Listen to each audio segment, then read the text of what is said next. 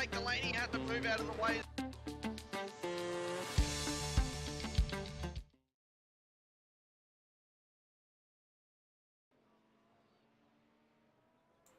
Ladies and gentlemen, welcome to an absolutely massive night of racing here for SRW TV. It is round 2 of the Racecraft GT3 Series here, brought to you on SRW TV. We're here at Fuji Speedway for Season 2, Round 2 here of the season. We'll just bring up a track map for you quickly so you can get a bit of an idea of what we're looking at the moment. Tonight, my name is Hamish Munro. I am your commentator, and unfortunately, due to what would be my co-commentator, Ryan Green, he's unfortunately sick this week, so I'm running solo, hoping to bring you the entertainment factor that I love to bring on a solo broadcast, but also bring you some great racing as well. You can see the circuit now, 4.48 kilometers long, also known for the Fuji, I want to say 8 hours, maybe 10 hours. I could be wrong there, but of course, that is a very famous GT endurance race. Of course, so tonight we're not doing an endurance race per se,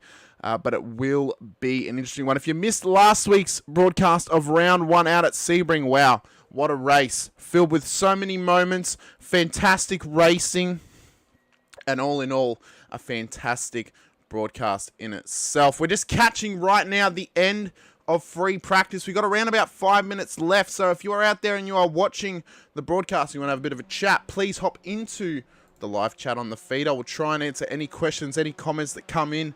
It'd be great to have you chatting along with me throughout the broadcast. So currently, as it stands, lap times wise, we've had 6 cars pull out laps, but we have around about, I want to say 10 cars sign up at the moment in this series for tonight. I'm unsure why the timing tower is not showing the times properly, but hopefully it fixes itself when it has an opportunity to. So once again, if you've not seen this race series before, it's GT cars, and it's around some of the longest circuits on iRacing as a whole. Of course, last week out at Sebring, I mean, Sebring's well known for sports car racing, and Fuji is one of those tracks that is well known for it as well. Of course, as I mentioned, the endurance race that happens later in the year, as well as the iRacing special event that happens later in the year as well. So we can see here Mark Cochran, he's just currently making his way around circuit here towards the end of free practice. We'll just double check, no one is in the live chat just yet as well.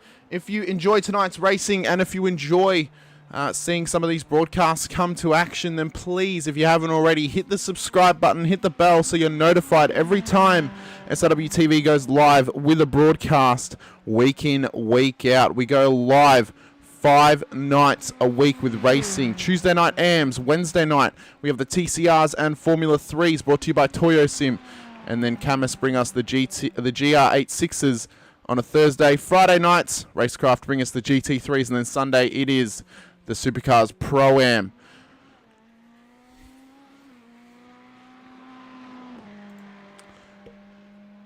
So, just to give a bit of backstory about the circuit, ladies and gentlemen, I mean, this circuit it's one of legend within Japan. I mean, many moments have been seen around this circuit. I mean, you can see Cochrane coming around the corner now where it happened back in the mid-2000s when it was heavy, heavy rain here at Fuji. Michael Schumacher came around the corner and just went straight into the back of David Coulthard. Of course, the fight that ensued then in the pit lane was one of legend within the Formula 1 community. Mitch McIntyre in the chat, field is very small tonight. I get it. It is quite small. Not much we can do about that, unfortunately. The only thing that we could really request is that more people sign up and come and race, because you know these cars are super fun, super fast, and quite a challenge to sort of outpace the rest of the field in terms of lap times and in terms of racecraft. So you know, it is it's one of those cars that can be a real challenge when put in front of you. And you know, if you haven't got the setup right, these things can be a little bit difficult to get your setup just perfect to find those small amounts of time that can be so hard to find in a GT car on a lap. But the bonus is a lot of them are very forgiving, as Mark coming into the pits now incredibly quickly Adam Simpson also just finishing up his practice as well. We've got around about 10 seconds before we head into qualifying. So what I'm hoping for tonight is, once again, the same as last week, what we had, some absolutely massive action come at us from all angles. Of course, small field can mean that everyone's bunched up, everyone's kind of just having a bit of a scrap for positions throughout proceedings. Hopefully we don't have too much of a spread throughout the field, which then can allow for some close racing, but of course you cannot guarantee with iRacing at all. You know, anything can happen, anyone can have an incident at any point. And it can lead to some spicy moments throughout. So we now wait for the cars to come on track. Half an hour of qualifying tonight. So it is going to be a long qualifying session. But we could be in for some great action. Of course, Adam Simpson now coming out on track. Funnily enough, Robbie Griffiths not out there this week in the GT3. So I'm pretty sure he did GT3s last week, but I'm sure someone can update me in the comments on that one. So we now await them to get out there, do some quali times. Adam Simpson just pulling off to the side of the track. Miles Burgess out there on circuit. Of course, races in my race series, Simsa. And you will see him in action tomorrow for Long Beach. But tonight he races here at Fuji. Very, very quick driver. Have had a lot of history with Miles, and on his day he can be incredibly quick. He had a fairly good pace last time out at Sebring. Unfortunately, just had a couple of moments that kind of led to him missing out on taking advantage of that pace that he had, but hopefully he can do himself better tonight in the Audi R8 LMS. Of course, we saw Mark Cochran in the Ferrari Apex Esports here, doing a bit of a job. Of course, Adam Simpson we saw in the BMW M3. Doug Gowans out there, the only McLaren out in this race. Of course, the safety car being driven by Stefan McCartan is a McLaren as well. So we have a nice little spread. Only 9 cars out here tonight for this race, unless anyone joins during qualifying, if they're able to get in and get qualified.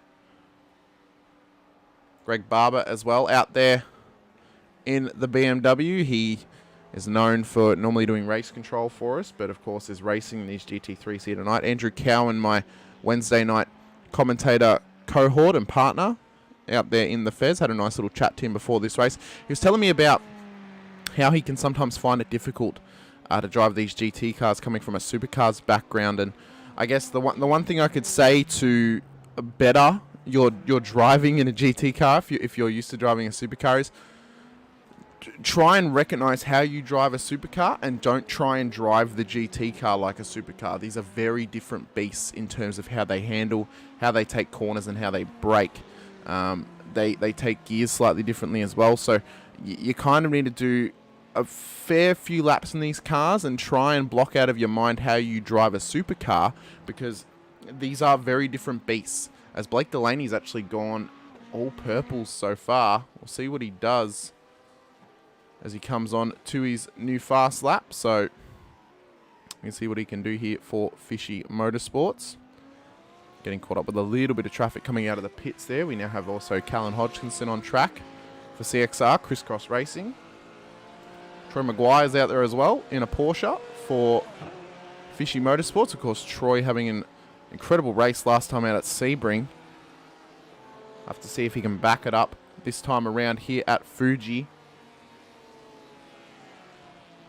As Doug Gowans goes top with a 141.078. Mark Cochran there, unable to beat him, but Greg Barber does the job, gets it into P2 at the moment. I'm unsure why it's not classifying Greg on the timing tower. I'll see if I can find a fix for that. There we go, now it's fixed. So Barber now into P2 here, but Miles taking pole at the moment. A 139.505 from Miles here. It's a fairly respectable lap time for this Fuji circuit. It's you know, this Fuji circuit, it's almost almost a polar opposite to what we had out at Sebring last time. Sebring is a very flat, very bumpy type of circuit. Fuji has got a lot of undulation and elevation changes throughout. A lot of flowing corners. You know, both the similarities that both tracks have is the long straight. You know, obviously the back straight out at Sebring, and of course in the main straight as well. This one is the main straight here for Fuji. We've seen a lot of drag races down to turn 1 in the past across all forms of racing here at Fuji Speedway. So we could be on for some nice tight battling around the tight twists and turns in the back section and through the flowing section of section 2. And then of course into the hairpin at turn 1 we could see some absolutely wild and woolly moves into the first corner. I'm unsure here why when I'm not clicked on Greg Barber it's showing him not in a position that he's supposed to be. I don't know why, but well, we'll try and figure this out throughout proceedings. Of course, the show must go on throughout the race. We can't just stop and change things. As we watch Greg come over the line, he's unable to beat his time. There might have been a little bit of a slower lap for him, though, just to kind of cool the head, cool the mind, and cool himself down to push this next lap. See what he can do. So we've had 6 cars set a lap time so far. Maguire, Hodgkinson, and Delaney are yet to set a time. They are on their outlap at the moment. Or they're on a fast lap. So they should be able to set their fast time before the end of the session. We, of course, have a very, very long qualifying session. We're only 6 minutes into it, ladies and gentlemen, and we've got at least 24 minutes to go of qualifying, and then a nice long race for them here tonight. As we watch Troy come down the very long main straight here of Fuji Speedway, trying to do his best to better the time of Miles Burgess. Simpson goes up into P2 with a 39.9. Maguire goes into P2 though with a 39.859 there, or 8.6 as it says on my timing. So the top 3 at the moment are only separated by 0.4 of a second. There's nothing in it between them in terms of their fastest lap times. Hodgkinson doing a bit of a slow lap there, a 153.2. I believe he probably would have just been getting out of the traffic a little bit, but he should be on now for a fast lap this time around. So the top 3 are separated by 0.4 of a second. The top 4, sorry, as Greg Barber goes P2 with a 139.54.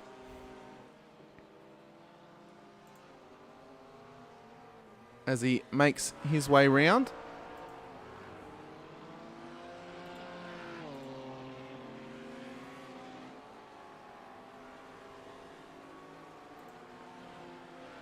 Might just see if we can fix all of this. See if this will actually do the fix for me.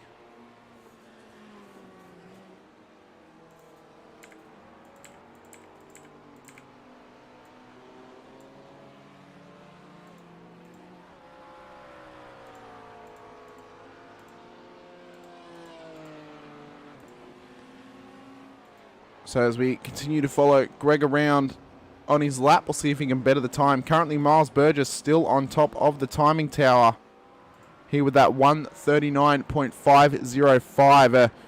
Well, in terms of pace compared to everyone else, it's quite a respectable time. So he will try and remain on the top step. We'll just see if that fixes it. Although Maguire's actually pipped him now with a 139.432. That has fixed it very good.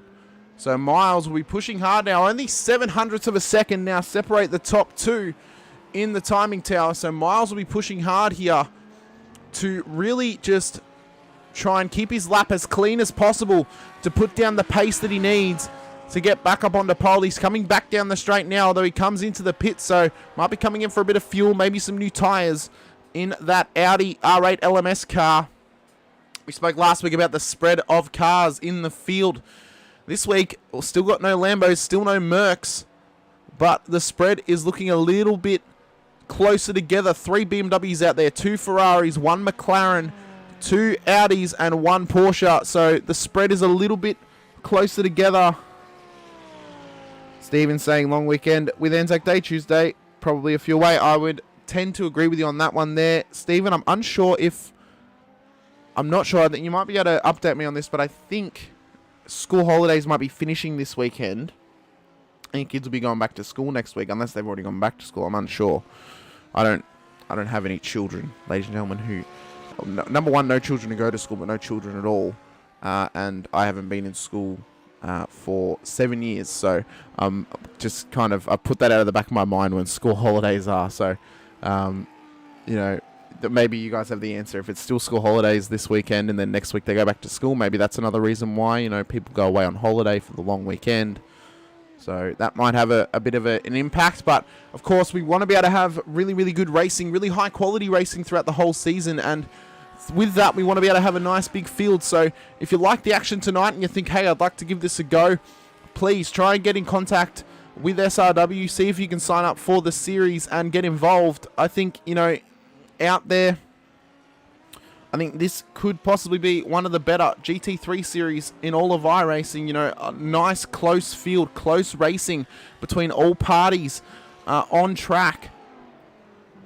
So we could be on here for a nice close battle. I mean, I mentioned the top 4, but now the top 5 are separated by 0.5 of a second. Half a second separates the top 5 lap times in this field into 6th. It's a second that separates them, so it's a nice tight gap between them all. Adam Hughes at the moment is on here for a nice quick time at the moment. He's gone 2 purples and a couple of green sectors around the circuit so far. So we'll have to see how he can back himself up here throughout the rest of the lap.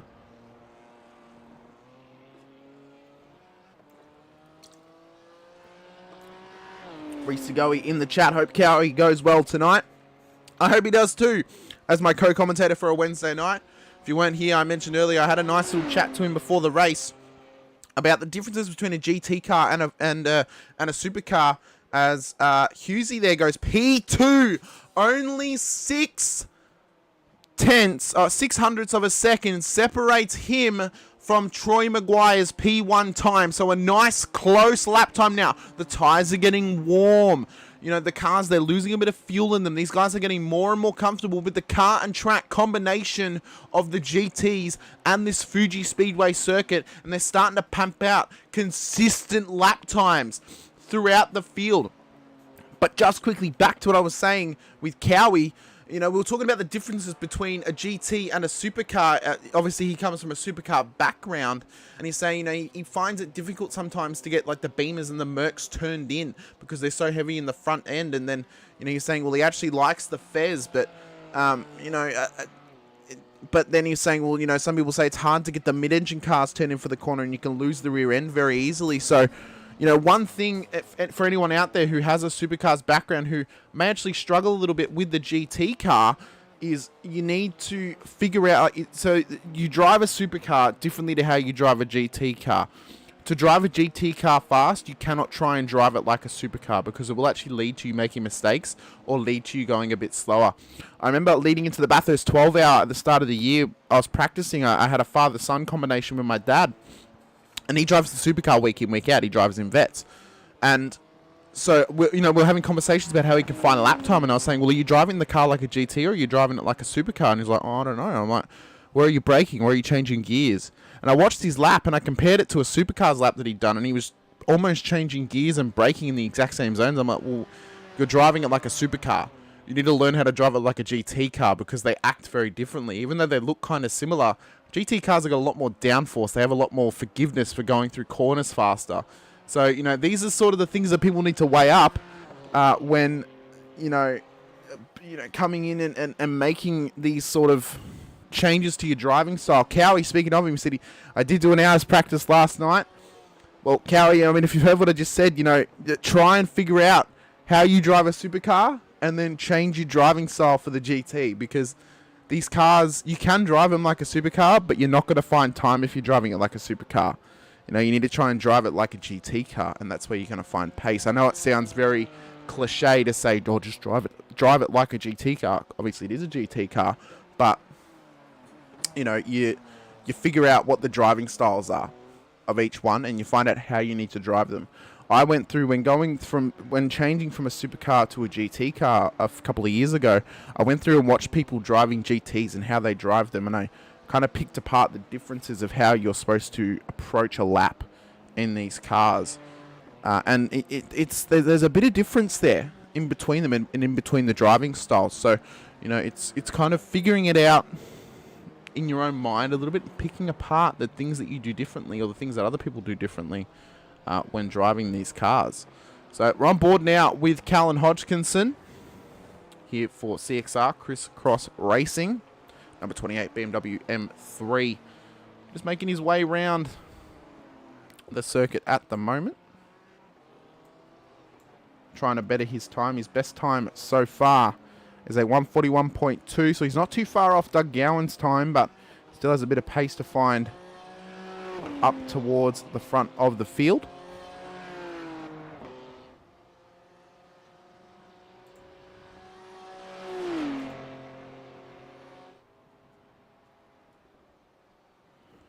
We'll see here what he can do on that lap. No new time set for him, so he must have been an outlap for him. So we'll see how he does here over the course of this lap. Let's do this actually. There we go. Just fix the trap map so then we can see nice and well.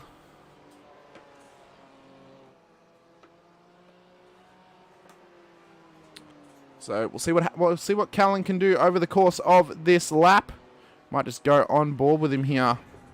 See how he tackles a lap of this Fuji circuit. We might just go into the helmet cam, although he's just pulled up. So maybe we'll go with...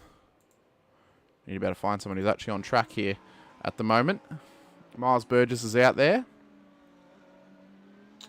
Let's just see what he did last lap. So it was a 140.47. Adam Hughes has just bettered his time. He's gone a 139.20. So he has got the jets on at the moment. He is pushing hard here to retain that pole position that he's got himself at the moment. We'll go on board with him here in the cockpit cam. Got the camera inside the helmet. We'll see how he does into turn one here. See if he's actually going to go for another lap. He has a 46.144, so that was a slow lap that time. He'll be on a push this lap. See Hodgkinson just off to the right there, giving him plenty of room. Nice hitting of the apex there through turn one here for Adam. Pushing the car nice and hard here through the corners. Holds fourth gear down through the gears. Nope, keeps it in fourth for the left-hander. And then the long sweeping right-hander down to third gear. Back up to fourth now. Down to second for the low and slow left-hander at the bottom of the hill. Up to third once again. He's pushing this car nicely though, but he's going nice and smooth throughout this course. Up to fifth now, up towards the final or the mid part of the second sector. Down to first gear now for the hard hairpin into this nice little tight section. We could see some nice little moves, although he's made a mistake, so he's just pulled off to the side of the circuit. So here's the Audi of Blake Delaney. So we'll see if he can do a better time than he already has. Connor Nixon, welcome into the chat off of Facebook. Great to have you here.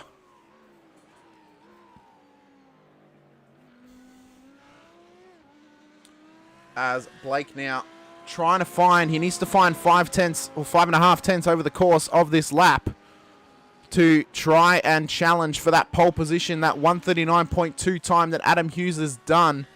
The closest man so far is Troy Maguire, a 0.2 second away, or 2 tenths away from from Hughes's time. So Maguire has done a 39.4. Adam's best time is a 39.2. So he's trying a little bit of time there. The top 6 is now spread across by 7 tenths of a second. That is how close these lap times are at the moment.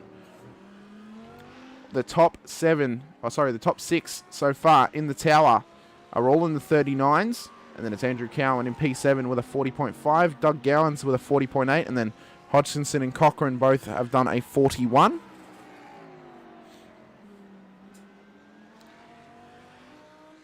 as Cochran actually betters his time. There does a 41.18, bettering Hodgkinson's time of a 41.2 by 200ths of a second on that last lap. We'll see what Blake Delaney can do here. He's got a couple of green sectors, or he's just blipping in and out of the session. What can he do? He does a 39.7, I believe. Oh no, he hasn't betted his time. That was his best lap. He's done a 40 that last lap. 40 dead.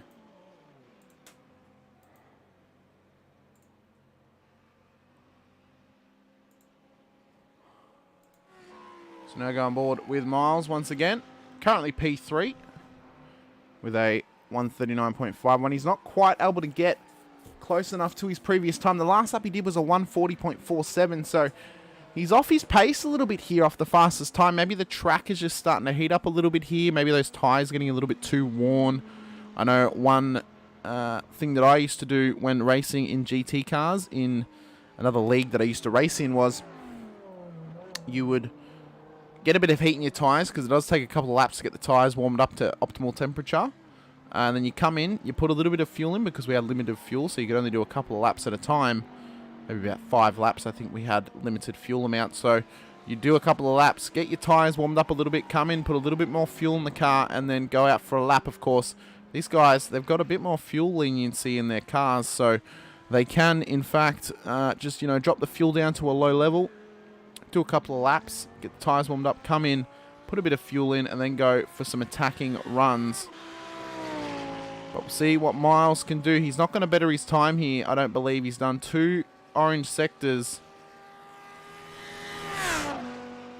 He can't beat it, 46.3, but we'll see here if this is going to be a push lap this time around for Miles Burgess here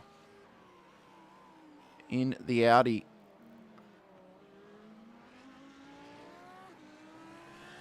Wants to try and get some nice tight entries into the corners. Hit those apexes perfectly.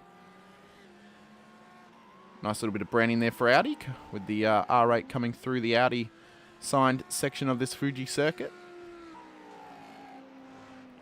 Once again, if you are watching tonight and you want to get involved in the stream, please hop into the live chat.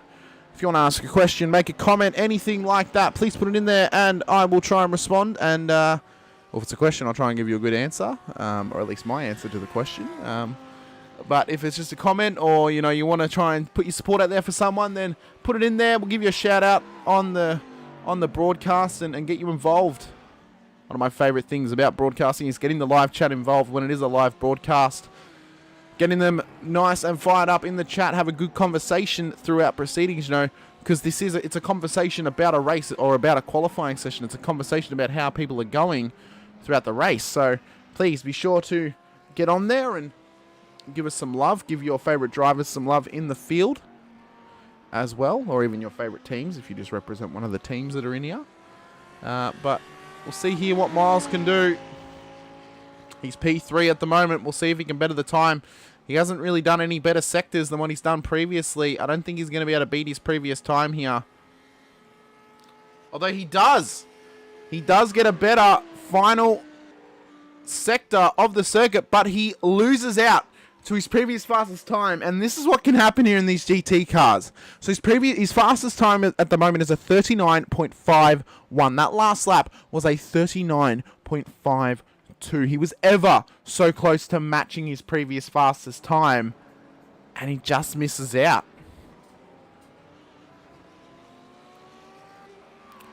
As Steve Sinkovich is on track at the moment here in the SRW TV BMW. Let's see what sort of lap time he can do. So we now have an 11th driver out on track. Hodgkinson does actually better his time. That last lap he goes into the 40s now, a 1 minute 40.9. We'll see what Sinkovich can do here. That might have just been his warm-up lap that time round, as he does not go into the timing tower, so he should be on a push lap. Oh no, that actually was a lap time. 1 minute 44.82. The previous lap there for Steve Sinkovich. So we'll see if he can better that time over the course of this next lap.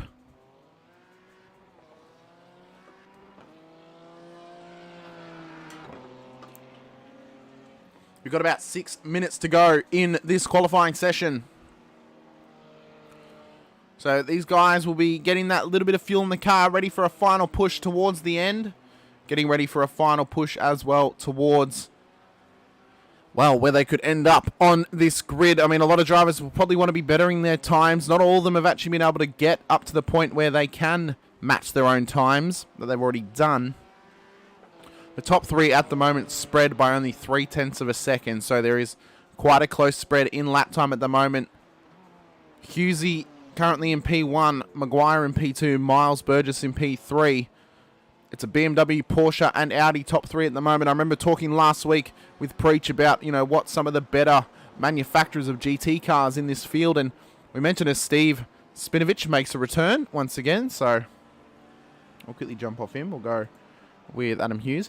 We mentioned last time out that the top 3, or the ones that we felt were actually the best 3 cars in field, were probably the Beamer, the Porsche, and the Audi, and well, the top 6 cars are either a Beamer, Porsche, or an Audi at the moment. Shibby in the chat as well. Let's go Team SRW. Oh, as he bloody spins. I mean, Steven Spinovich strikes once again, Shibby. Yeah, he's trying maybe a little bit too hard to better his current time of a 1 minute 44.82, but hopefully he's not just out there to make up the numbers. Hopefully he can put in a bit of a challenge for maybe even a top 10 finish here today. As we watch Husey come round very shortly to begin once again another fast lap. He's done a middle sector.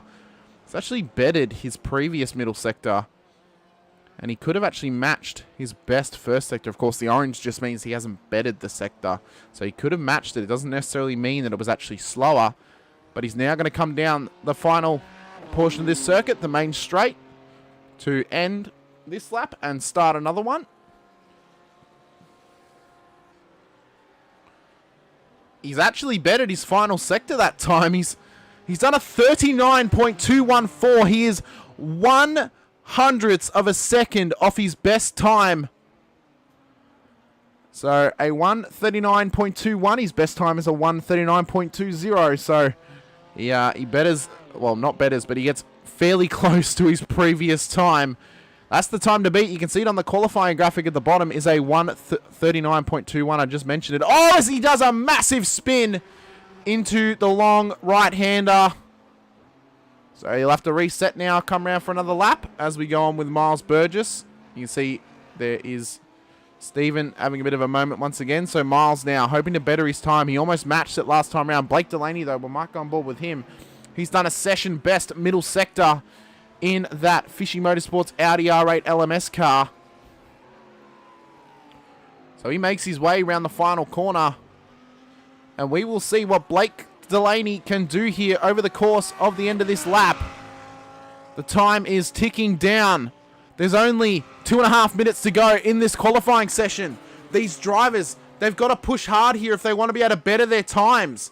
He does a 40.4 that last no, does a 39.392. That puts Blake Delaney currently in P2 of qualifying at the moment, ladies and gentlemen. Very, very close to getting to the top time. Only 1.91 seconds off the top time. Hodgkinson has bettered both of his first 2 sectors here of this Fuji circuit. It's the time's ticking down now. We're getting closer and closer to the end of this qualifying session. There's not much time left for these drivers to set another time. If they want to be able to set another time, they've got to get on track now to get out for a final lap dash towards the end of this qualifying session. So Hodgkinson will come round. He'll be able to do one more lap because he will cross the line before the 30 minutes are up. Although he comes into the pits. He had 2 green sectors. What could have been there for Callan Hodgkinson if he had just stuck with it on that last lap. So Delaney at the moment is currently in P2. Miles Burgess needs to get a bit of a move on here. He needs to find some unknown pace now. He's now on his out lap. He's going to get one more lap in as long as he makes it to the line before the 30 minutes are up. Which he should do at the end of this session. So he now makes his way into the final sector of the circuit. 1 minute to go now. 50 seconds left in the qualifying session. There's only 50 seconds for people to be able to get onto a new lap. I think Miles and the people who are currently crossing the line are going to be the only ones who are actually going to be able to start a new lap here in qualifying. Miles is trying to get those tyres warmed up. He'll make his way around the final corner to start one final qualifying lap. A nice deep entry gets the late apex. And he'll now go full assault here for one final time at the Fuji Speedway circuit in qualifying. Greg Barber's actually bettered. He's done a session best first sector. We'll see what Miles Burgess can do in a moment. We might just go with Greg Barber though. He's currently in the tow of Blake Delaney just ahead. He's done a session best first sector. Blake Delaney's done his best first sector as well. So this is now a final dash towards the end of qualifying to see who can take pole here out at Fuji Speedway. The 222 car of Adam Simpson will be able to finish his lap but not start another one, as Simpson is unable to better the time. There's a 40.6, so he will not better his position. Keenan Sky saying, come on, Greg. Greg is pushing super hard now. Delaney pulls out of his lap. Greg Barber here has done a session best first sector and done a personal best middle sector here over the course of this lap. He's going to come around the final corner now. We're going to see what Greg can do on his way to the end of qualifying now. Can he better his own spot in the field?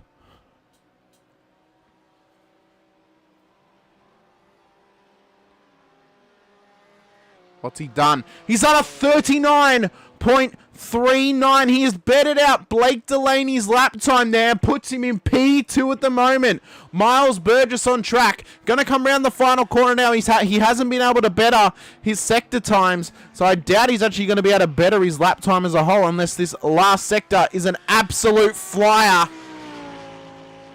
He'll come down the straight and he'll give up on the lap time. He knows it's not better, so he will concede and take P5 in this qualifying session here today. So then, we'll see if we can bring up the results now for qualifying, although they're not quite there yet. We will wait for them to reveal themselves here on SRW TV, as we wait for all the cars to hop off track and get ready. Once again, if you are new to SRW TV and you're watching on YouTube or you're watching on Facebook, YouTube, please hit that subscribe button and hit the bell if you haven't already to be notified anytime we go live with a broadcast. We go live 5 nights a week. And if you're on Facebook, please hit the like button. Follow us as well so you are notified anytime we go live with one of these races. Once again, 5 nights a week. We got Tuesday night Supercars Amateurs, and then Wednesday night we go with the TCRs and Formula 3s, brought to you by Toyo Sim. Camus GR86s on Thursday nights, of course the Racecraft GT3 Series tonight on Friday, and then Sunday night is the big one, the Supercars Pro-Am Series. So we'll bring up your qualifying results now just quickly. So there is the current grid standing. So we'll now bring up the results. Adam Hughes getting P1 there with a 1 minute 39.201, bettering Greg Barber by 0.186 seconds. We'll get up the starting grid for today's race. So out on pole, it is Adam Hughes today. Greg Barber on the front row with him for CXR in P2 there. P3 going to Blake Delaney for Fishy Motorsports. Then it's Troy Maguire, his teammate, in P4. P5 for CXR, it is Miles Burgess. Then Adam Simpson for Fishy Motorsports in P6. So it's a top 6 of CXR and Fishy Motorsports here. It's a top 6 lockout for those two teams. P7 for Performance Sim Racing is Andrew Cowan. P8 for Velocity Sim Lab, it is Doug Gowans. P9 for Callan Hodgkinson there from CXR. P10 Mark Cochran from Apex Esports League. P11 for Team SRW, it is Steven Singovich. And then our race control, Stefan McCartan, on the grid in P12, but will not be gridded up just yet, as we await these cars to get ready for their rolling start here.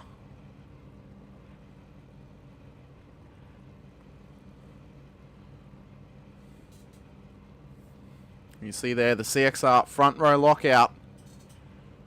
Then it's a couple of fishies, a couple of piranhas in there on the second row, and then another fishy and another CXR car just in behind. So the CXR Beamer lockout for this race on the front row, and then it is the lime green piranhas on P3 and P4, the second row of the grid.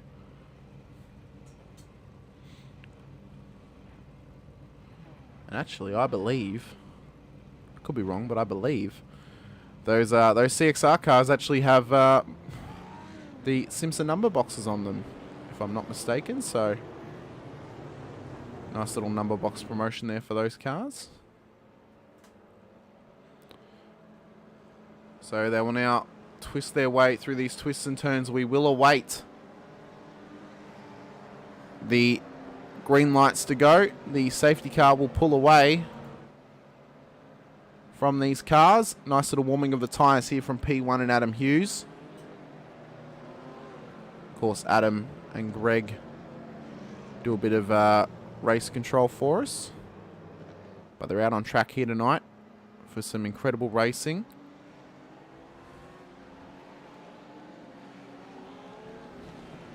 So they'll now make their way around the final corner.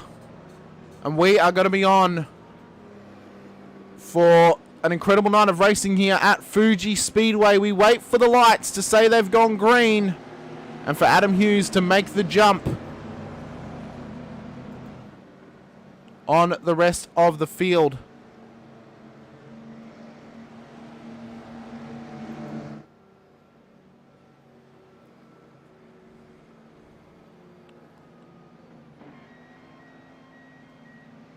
We wait to see what he's going to do. When's he going to go? You can see there Blake Delaney parks right underneath the rear wing of Adam Hughes as we wait for the green to be called. And they are go here at Fuji Speedway as Greg Barber has taken the lead here from Adam Hughes. How will they take it into turn one? It's a nice little spread here through the first corner. Troy Maguire looking to go round the outside now of Adam Hughes, but Adam Hughes takes the lead back from Greg Barber. These CXR cars lead this one out as everyone just shuffles into their positions throughout Calvert. Oh, and there's contact between the teammates! Maguire and Hughes off the circuit into the wall. And it has already happened. We are only 3 corners in to this 1.5 hour race around Fuji Speedway. And it has already gone off. Unbelievable scenes that it's already happened here. Unbelievable. We might just quickly get a bit of a replay up for you. So you see them coming around the third corner now. And then you see Adam Hughes is losing the rear end. And so did Maguire. So we'll just quickly see what Adam Hughes did when we're actually focused on him. And we can talk about what he's done here in through the corner. So he's run wide. Oh, and he's just lost it. It was almost the exact same incident, but the cars just went into different directions on the racetrack. So Barber now leads this race out to Blake Delaney in P2. Miles Burgess, he's now up into P3 now that two of the top three cars were taken out by their own discretion on that one there. So this race has already gone off. No safety car just yet as they were able to get back under their own power. That was just a little bit of a moment for them, but they will now try and make their way through the field. They will be trying to get through here. So Adam Simpson having a bit of a slow exit out of this corner. Might have had a bit of a moment there. But it now puts Adam Hughes back up into P8. So him and Maguire, you can see Maguire just in the background there, just behind Steven Sinkovic. These two guys will now be trying to force their way through the field, trying to make their way up towards the front. We know they've got the pace on these other cars, and we know that they have the race acumen to get the move done nice and cleanly. We'll just have to see if they can get it done when it matters most, as Maguire looks to go down the inside of Steve Sinkovic here. Steve going really wide there on the defending. It allows Troy to go through. And then we obviously see Hughes here going for a move on Mark Cochran. So they are just trying to weed their way through the scrub to get up back towards the front. A gap has already started to form though. You see the gap there from P4 back to P5, Andrew Cowan. It's about 3 seconds back to Doug Gowans. Miles Burgess is at another 1.5 seconds up the road. You can see him there. As Blake Delaney pips Greg Barber to the fastest lap of the race that time by. As we now come on to lap 3.5 minutes into this 90-minute spectacular around Fuji Speedway. Of course, once again, if you want to get into the chat, have a bit of a conversation about proceedings, please do so. Love to talk to you, love to hear from you of how you feel about this Racecraft GT3 Series brought to you on SRW TV. Just quickly, a massive shout out to our sponsors here at SRW. Of course, Simrigs, SimMagic, Grim Industries, Racecraft, Dragon RC, Promo Department, Warren & Brown Tools, Toyosin, and Camus. Thank you all for giving your support to the series. As Steve Sinkovic, Mark Cochran, and Adam Simpson have had an incident, we will go back to that one in a moment and get the replay for you. You can see them all just back down the order a little bit now. It also puts Troy Maguire up into P8. Adam Hughes is already up into P5, and he is trying to chase down Andrew Cowan at a rate of knots. So let's quickly go to the replay of Sinkovic's incident here. So just minding his own business, coming into the corner where we saw it all happen at the start, and he's just lost the rear end. Bit of an unfortunate moment for him. And then Mark Cochran as well, having an incident here with Adam Simpson. Or was there a touch there? Oh, and they've just come together again. I'm not sure if there was a touch there. We might have to get another angle of Simpson's car.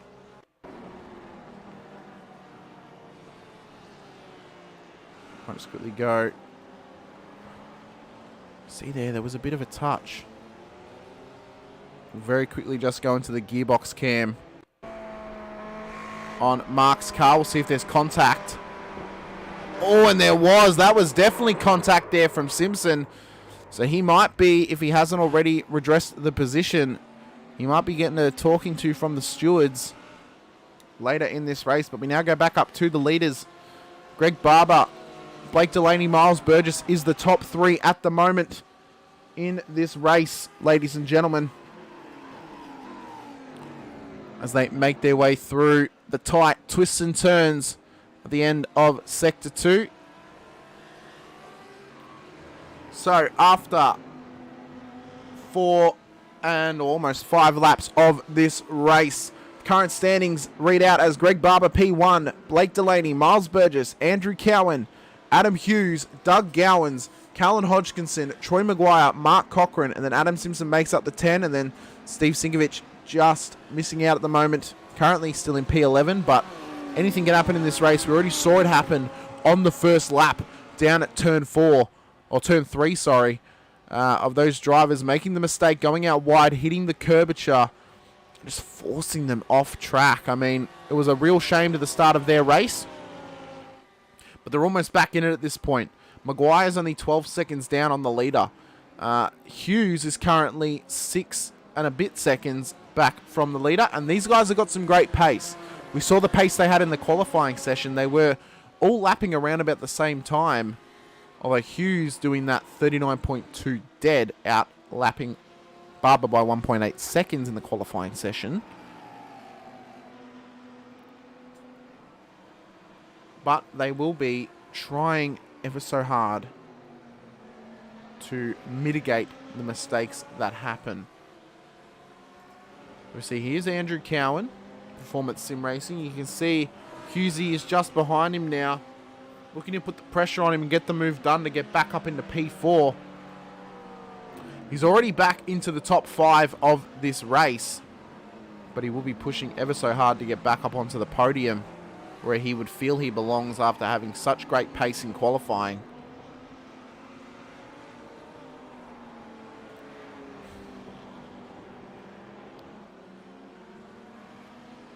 I see him now. Just put the pressure. Oh, there was a little bit of a knock there, actually, between them. And he's just forced Cowan off the road.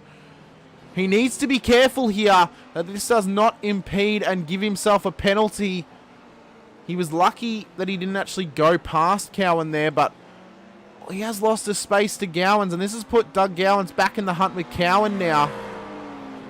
That really will annoy Andrew Cowan. He built such a nice lead over Gowans, and now he's under attack from Grandpa as he goes for a move into turn 1.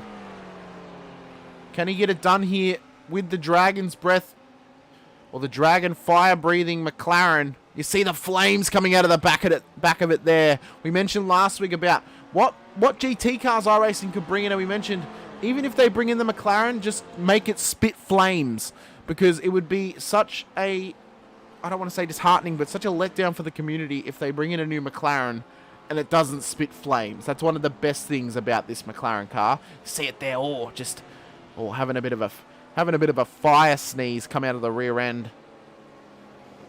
But that knock from Hughes on Cowan, as Gowans there just loses the rear end, loses out on the position that he gained. I was about to say Cowan will be a little bit annoyed here that he lost out to Doug Gowans, but Gowans making the mistake anyway. Cowan getting back up into P4, and the racing continues. Just going to check in with the leaders. This is your top 3, Barber, Delaney, and Burgess. These guys fighting hard to make their way further and further away from the rest of the field. It's a BMW, Audi, top 3 at the moment. As we'll see here, if Blake Delaney can get a run on Barber in P1, he's got the toe, remember, down this long main straight. He has a bit of a peak. Doesn't want to get out of the toe just yet. He's almost just making Barber think he's going to go for a dive down the inside, maybe try and force the cover. But Delaney goes down the inside at turn 1, gets the move done. Barber not putting too much pressure on himself there to defend the position. Of course, we've got 80 minutes of racing left to go in this one. It's still a long way to go. Barber knows there's no point defending the position at this point in time, as he has got the pace to keep up with Delaney throughout this race. And Burgess knows he has the pace to keep up with these guys as well. A nice little dab of brakes there from Burgess through the right-hander. So they will now make their way up towards the final section. We'll see. Adam Hughes has actually gotten past Andrew Cowan now. Just quickly bring up a replay of that one. So he now gets back up into P4. He got it done down the straight into turn 1. Here's the replay. They're side by side. It's a drag race into turn 1. It's the same place that Grandpa got it done on Cowan. Cowie just letting it happen there, not wanting to turn in on the opposing driver on the right-hand side of the car. So just lets him on through. So Husey trying to make a play to get back up towards the front. He's got 10 seconds to gain up to the top 3 drivers. 9 seconds up to Burgess, but 10 seconds to get back into the lead of this race. So Barber's actually dropped off Delaney here over the course of that lap. He's now dropped the gap back down to about 5.5 tenths coming into turn 1 now, as Delaney does the fastest lap of the race that last time by. 1:39.98 was the lap time by Blake Delaney. So that Fishy Motorsports Audi is pushing hard right now to take advantage and build up the gap.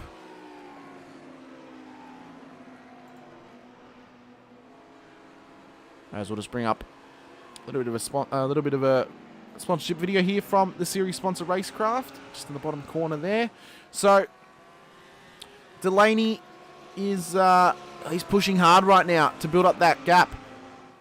It's out to around about 8.5 seconds now between the top two. It's now up to almost a second there through these corners. It's just dropped slightly.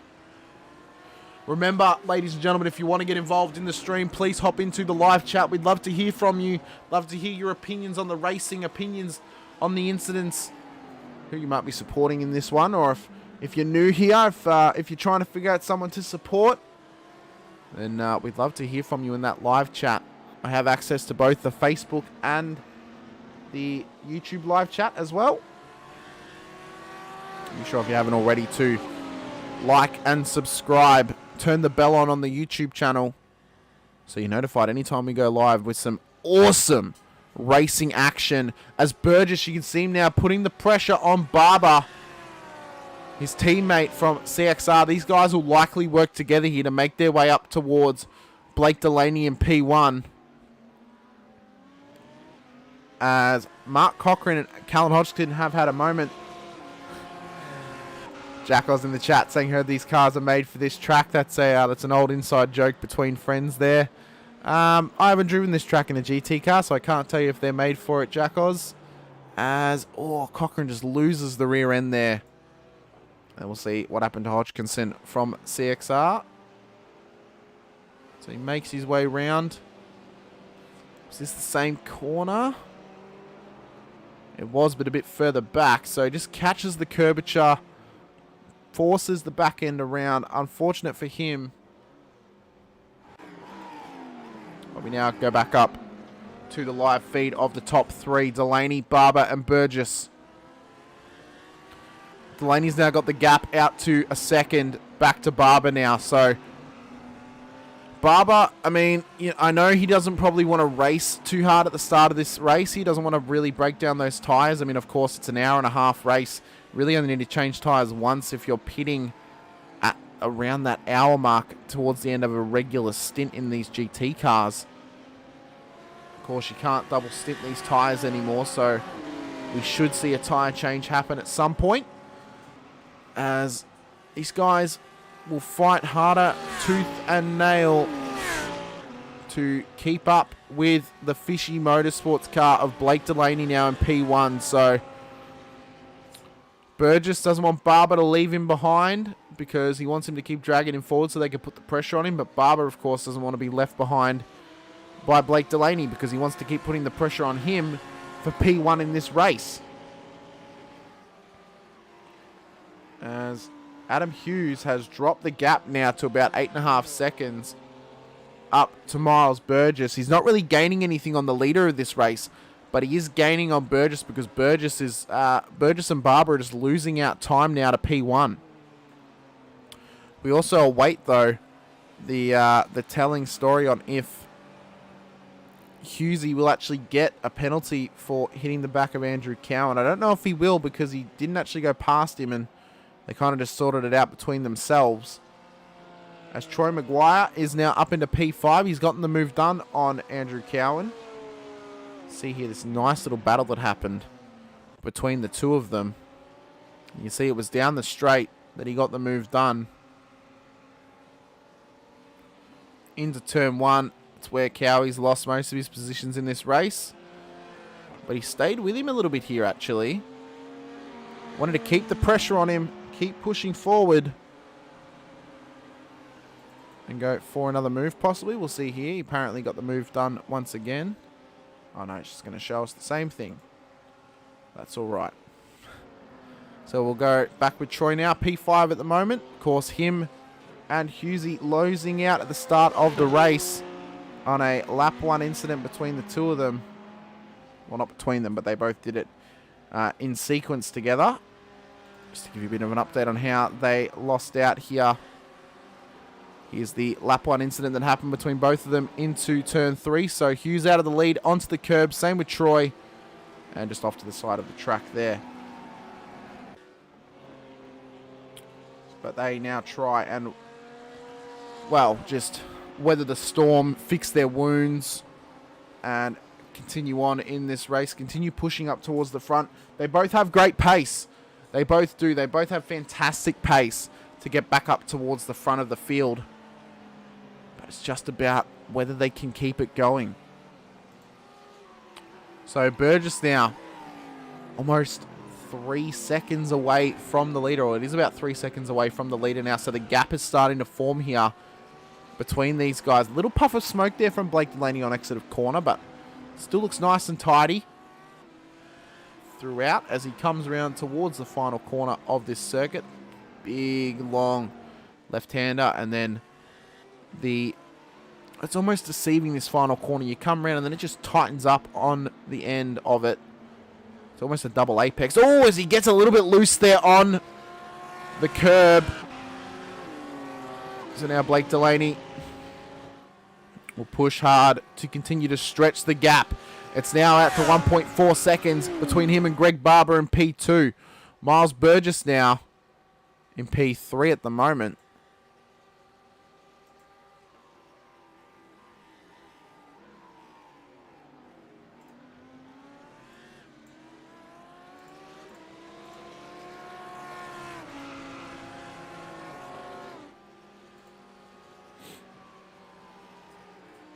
See Stefan McCartan on the timing tower. Of course, he is our race control for this race today, even though it has the McLaren badge.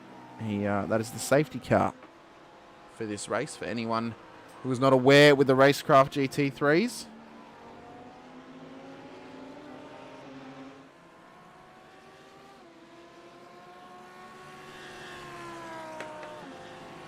So we will just check out throughout the rest of the field. Of course, Blake Delaney currently in P1, but all the way back in P11 it is Steve Sinkovich. So he's currently just rotating, trying to mitigate the mistakes, stay out there and get a nice little finish of points here today. Mark Cochran back in P10, had a little bit of a moment with Adam Simpson, who's just ahead of him in P9. You can see the gap there between these two. Callan Hodgkinson at the moment in P8. CXR Racing, number 28 BMW. Doug Gowans at the moment in P7 for Velocity SimLab. And Andrew Cowan, Performance Sim Racing in P6 at the moment. Up to Troy Maguire in P5 for Fishy. Adam Hughes for CXR in P4 at the moment. Then it's CXR of Miles Burgess in P3. Greg Barber in P2. And then for Fishy, P1, it is Blake Delaney. Mark Cochran has had a moment here over the last 2 laps. We'll quickly just get a bit of a replay up for you to see what's happened here. He's made his way around the corner. Oh, and that was just when he lost the rear end on lap 11. Managed to save it though. As lap 12, he had another little moment here at turn 3. That mid-engine just really starting to challenge him here. I don't know if his setup might be right for that car, but very, very hard to get that Fez set up just how you want it. That mid-engine, that losing the rear end, it's very typical of that car to have happen. But the gap has now shrunk between Delaney and Barber. Barber started to put the jets on now. Starting to force his way up towards the front of the field. It's now under a second between these top two. We could be on for a bit of a battle here between the top 2 drivers in this race.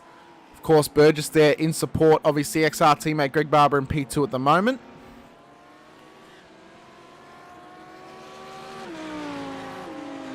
But we will see if they can put the pressure on now. Barber, Burgess following in behind Delaney in P1. You can see him covering the inside of the corner.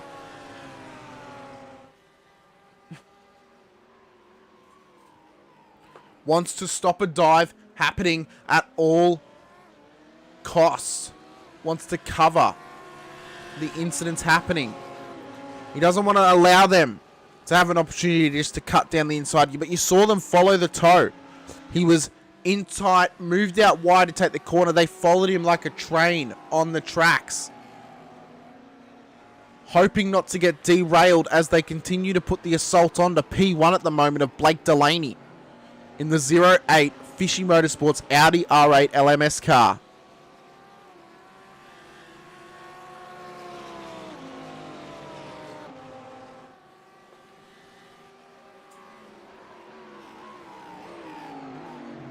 Not many more battles happening throughout the field. This right here is the tightest battle, and of course it's the top three wanting to put a show on for the ladies and gentlemen at home. You see Adam Hughes just in behind. He is also starting to make his charge up towards P1. He's now under 8 seconds away from Blake Delaney, so he's gained around about 2 seconds now to the leader. Does Delaney have problems, or maybe he's mitigating the tyres and the fuel a little bit here to try and extend his first stint in this race? So Delaney needs to be careful now. Reach to go, saying the Piranha getting stalked. He is getting stalked right now. Those CXR cars are like a couple of sharks ready to come in for the assault on that Fuji Motorsports Piranha. As they come in to T1, of course, there's another shark coming his way at a rate of knots in behind Adam Hughes. Troy Maguire can't really do anything. He's got 6 seconds ahead of him till he gets to the back of Adam Hughes here, so he can't put an assault on him to really make a challenge. The only hope that Fishy have to have Blake have some backup is to get up on the back of Adam Simpson and just hope that he holds them back a little bit when under blue flag conditions. He's almost a fish out of water right now. He's alone. He's got no help from the rest of his family there at Fishy. And Barber and Burgess are looking to make an assault. Now look at him! Oh, that was so close to being contact between Delaney and Barber there. That was ever so close between them. We'll just go into the gearbox now. Blake Delaney, look at, that is what he sees in his mirror, is those two CXR machines coming for him. Like a bunch of hunters hunt a gazelle in the forest.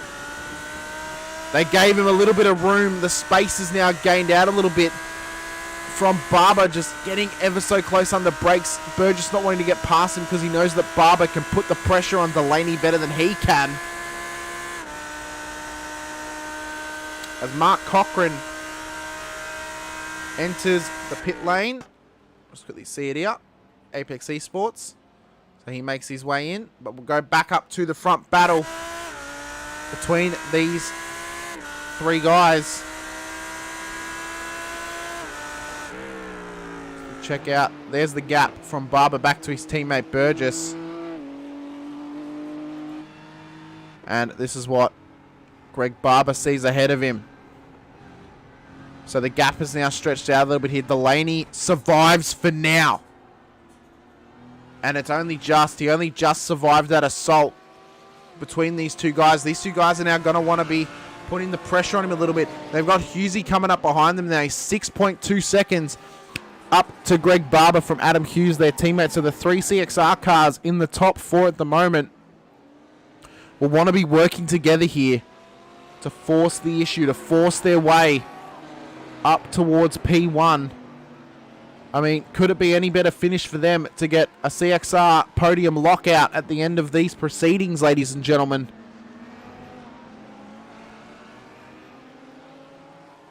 So we'll have to see now if Barber and Burgess have got anything left to get the Jets on towards the end of this stint and to put the pressure back on Blake Delaney in P1.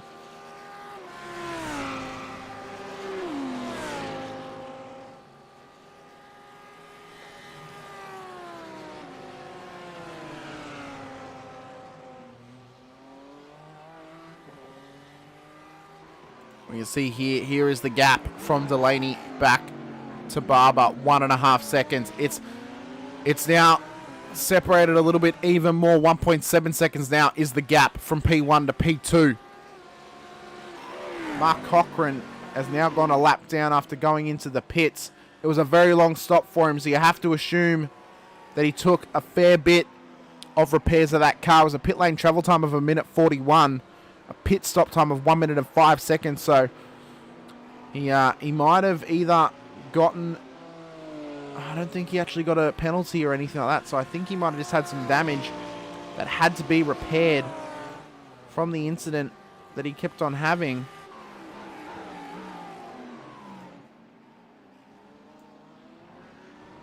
I might just quickly double check.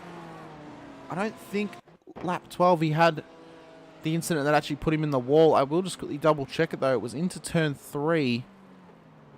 No, that's right. He just lost the rear end, so he actually didn't even hit the wall. So I'm unsure at the moment. I mean, unless it was from the contact with Simpson in the rear end earlier in the race.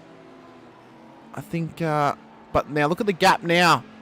Delaney's pulled out a 2.5 second gap back to the CXR cars in behind. So he is extending that lead that he has at the moment. The biggest movers of this race, well, it's Blake Delaney and Miles Burgess. They've currently had 2 positions gained in the race. Barber is still where he started this thing in P2 after having a tight battle with Adam Hughes. But Hughesy, there's Burgess in behind Barber. There's Hughesy coming down towards P1. He's got about 5.5 seconds ahead of him to Miles Burgess, but it's 8.2 seconds ahead to Blake Delaney in P1.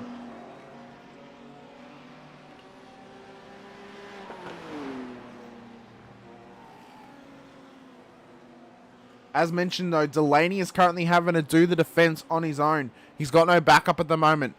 Troy Maguire back in P5 is 15 seconds away from the lead.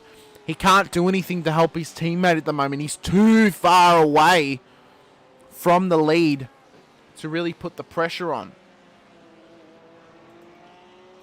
As we will just quickly bring up a bit of promotional material right now for Dragon RC, just quickly.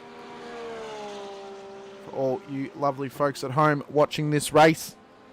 Once again, if you're liking the action, we're up to 11 viewers now on YouTube. Fantastic stuff. If you're loving the action, if you're loving the racing, please be sure to hit the subscribe button. Click the bell because you want to be notified every time we go live. It's 5 nights a week of racing here on SRW TV. And you get to see action like this. Even when it's a small field, there's still action throughout. Here's Andrew Cowan, my co-commentator from Wednesday nights for TCR and Formula 3s. Having a bit of a solid race right now in P6. He's up 1 spot from where he started the race. He started in P7. He's now up to P6 here. As Adam Simpson's actually dropped 2 spots. Steve Singovich now has actually gotten past Callan Hodgkinson from CXR. I think Hodgkinson might actually have a bit of a problem here. He's lost out to Adam Simpson, who got past him, but I think that might have been when he was in the pits. Yep, I'd say that was when he was in the pits, but we'll see the move that Sinkovich got done. And it's not even going to show us the move. Bit of a shame. That's all right. So Steve Sinkovich now finds himself in the top 10. P9, 2 spots up from where he started this race. Of course, Adam Simpson, you see me all a little bit of a wiggle there from the fishy BMW coming onto the main straight.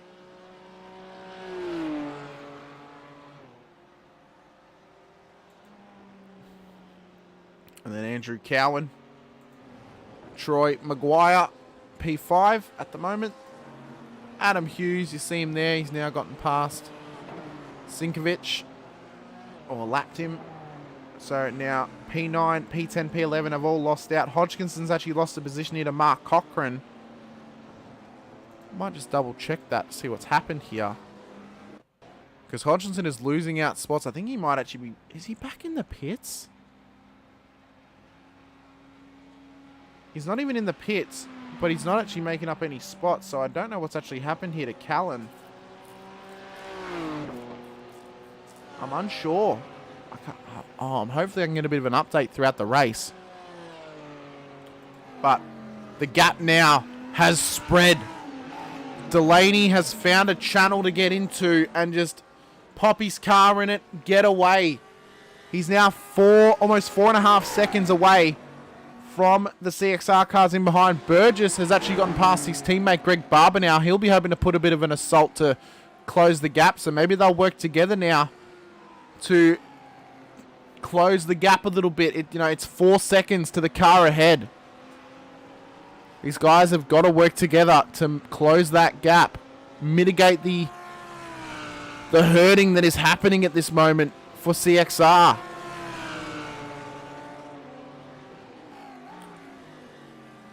Four and a half seconds is the gap.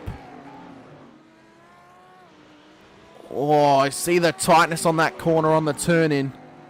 So hard to get the cars turned in just enough to make that corner very, very easy to go wide. Especially in a GT3 car. Mick Clifton in the chat saying go Mark Cochran. Mark currently P10 at the moment. So he's in the top 10 at the moment, Mick. Just rotating at the moment. A lap down on the leaders, but he can still put an assault on Steve Sinkovich, who's a little bit ahead of him here. You see Troy Maguire at the moment trying to get the move done to lap Steve right now. Steven's just struggling out there at the moment, but he's P9, so he's actually in quite a respectable position, as Troy will hope to get the move done before turn 1, it seems. He's got a bit of pace here over Steven coming down the straight. Look at them, though. Side by side. Down the straightaway. This is not for position, though. It's just for pride. So Troy gets it done. You see Delaney there really challenging the hand of God a little bit by getting on that curvature. We saw what happened at the lap 1 with Maguire and Hughes when they hit that curb. It just spun them off to the left-hand side of track.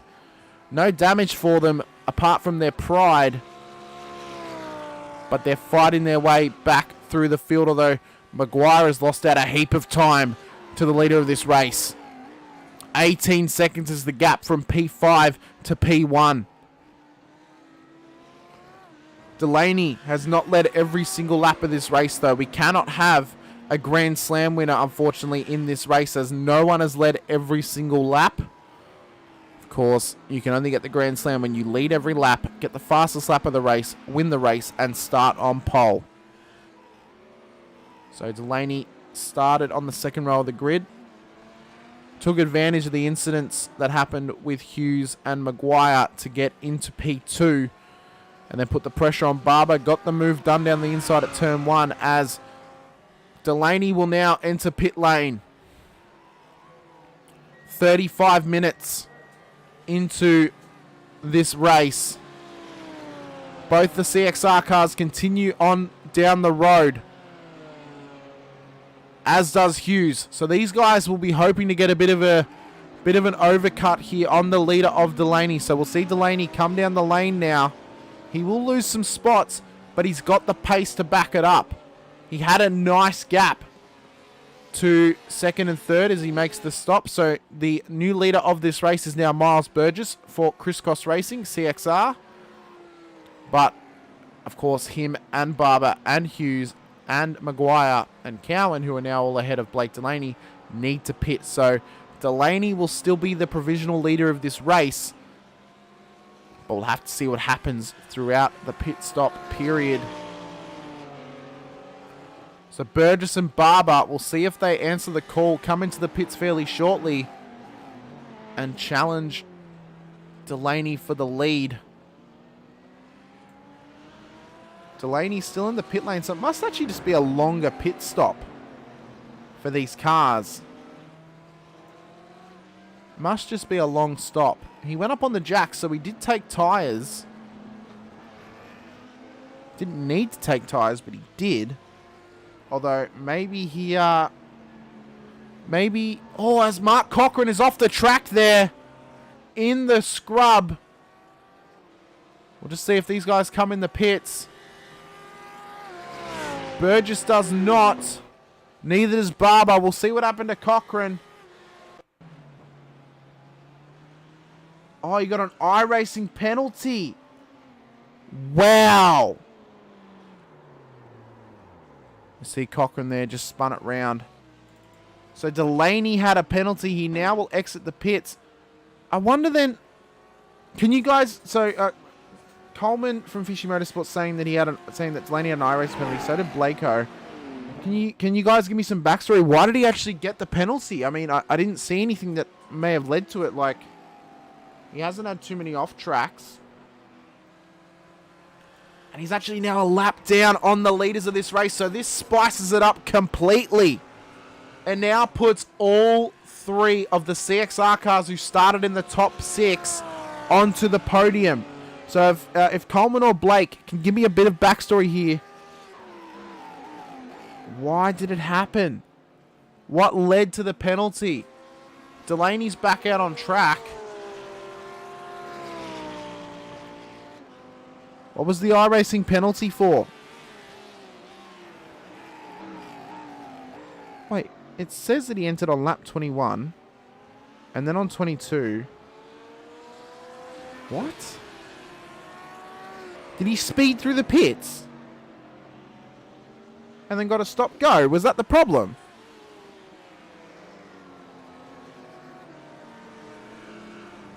What? Oh no. It's only 30 seconds later, so it's because he went onto the new lap and he was already in the pits. That's weird. That's incredibly weird. If anyone can give me a bit of update or backstory, what happened to Blake there, why he got a penalty as he comes back in, so he must have a drive-through for something. I'm unsure why. If one of the fishy guys watching the race right now, we're up to 14 viewers, absolutely fantastic. So we'll go back up to the leaders now. But yeah, if any of the fishy guys in the chat can give me an update, why did he get a penalty? Unsafe entry and pit service didn't work. What? Wow. Wow. So was that why he's just had to come into the pits again? Because he had unsafe entry and the pit service didn't work? If you can give me an update on that one, that'd be great. But that's incredibly unfortunate for him to get a penalty like that. He ran over the white line. Wow. Okay. Wow. That is incredibly... First stop was a penalty. Second pit service. Okay. Wow. That is incredibly unfortunate for him.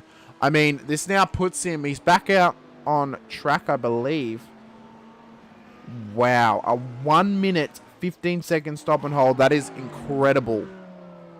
So, Delaney is back out on track to go from the lead to now be a lap down on the leaders.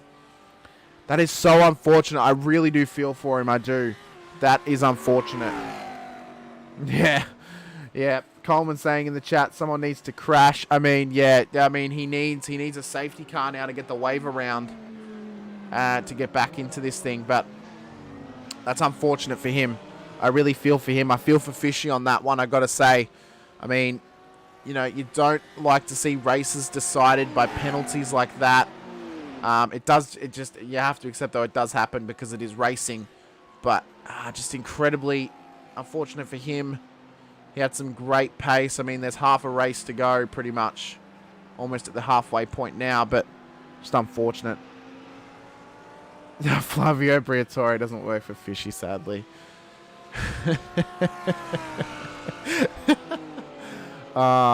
Reese to go saying it happened to me last year in the Pro-Ams and Supercars. So it must be a thing about this circuit then, huh? I mean, that's just a shame. That's an incredible shame for him. And I guess for this race, because we were on for a cracking battle, I mean, but now the top 3 is locked out by CXR.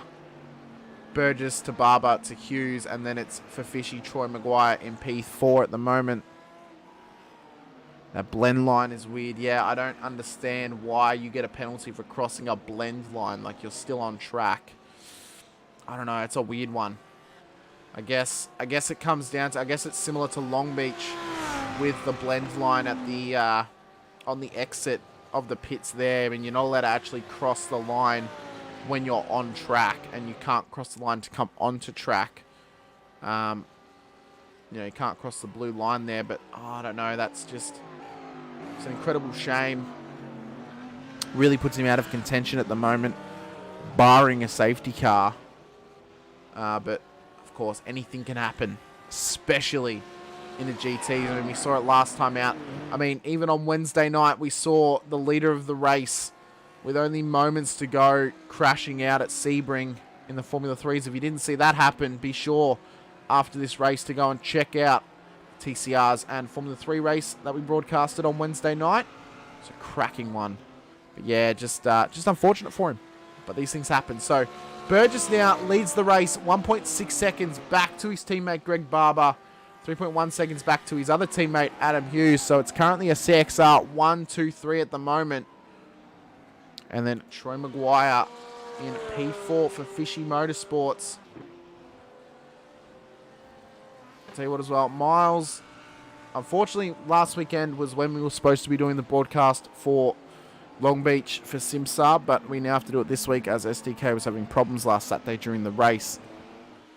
He really wants, I'm sure today he will really be wanting to sort of just improve and do better. Obviously I'm not going to spoil what happens in the race broadcast for SimSub because you've got to come and watch that yourselves. Just a cheap little plug. As Burgess comes in now out of P1 into the pits. But yeah, he will be looking to just have a great performance this week. He's in the hot seat at the moment, currently P1, so all three of the CXR cars are in. Burgess, Barber and Hughes all come in before halfway point through this race. So they will make it to the end from this point on. So that will now give Delaney some breathing room a little bit, actually, to not be lapped by these guys now that they're in the pits. But he's not going to get his lap back, unfortunately. So the top four are in the pits. Cowan stays out on track. So Andrew Cowan will now take the lead of this race from Miles Burgess, the three CXR cars. Doug Gowans stays out on track as well. Adam Hughes. So Maguire is also in the pits now as well. You can see him there. So Maguire in the pits. Burgess heads on out. He will retain the lead here. Oh, the provisional lead. Hughes and Barber. Hughes will follow him out. So Hughes taking a bit of a shorter stop there from Barber. And Maguire has jumped Greg Barber in the pits. So Barber now loses out of third place to Troy Maguire. This is a long stop for Barber. Does he have a penalty? Or has he put too much fuel in the car? As Adam Sims is now also in. So Andrew Cowan for Performance Sim Racing has got the lead of this race. Although Miles Burgess is your provisional leader, as he has pit. So Gowans and Cowie are yet to pit in P1 and P2. Sinkovic and Hodgkinson are the only other two cars to pit. Although Hodgkinson, I think, might actually be out of this race, as he is not rotating and he is quite a few laps down. So Hodgkinson is out, I believe, of the race.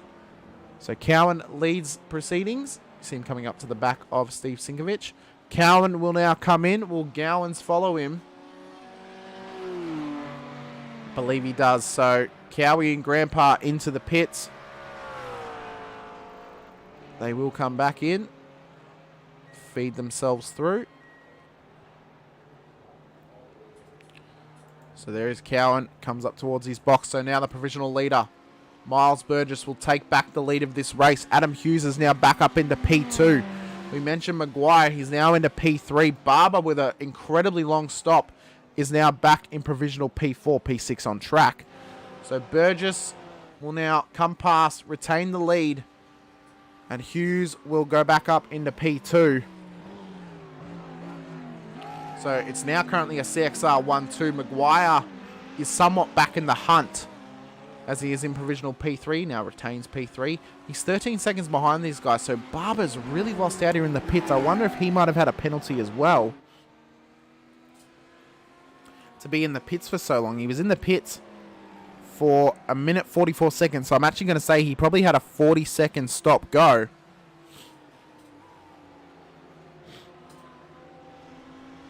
Maybe for crossing the line as well, but we're past the halfway point in this race now.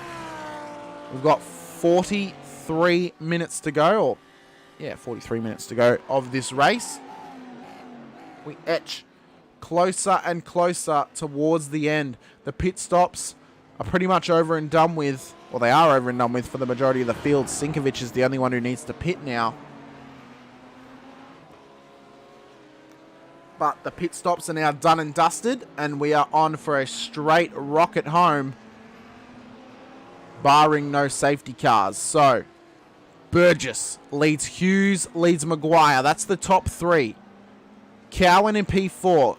Goins in P5. Barber's back in P6, although he had a penalty in the pits. Simpson, Sinkovic, Delaney, Cochrane is the 10. Hodgkinson has pulled out of this race, I believe, or he's in the pits doing, you know, I think he's actually just not even in here anymore. I'm pretty sure he's just pulled out.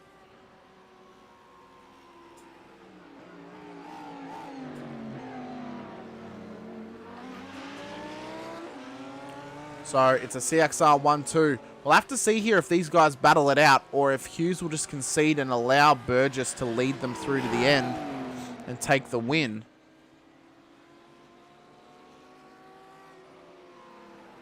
Of course, CXR will not be happy if these guys start to battle and have contact.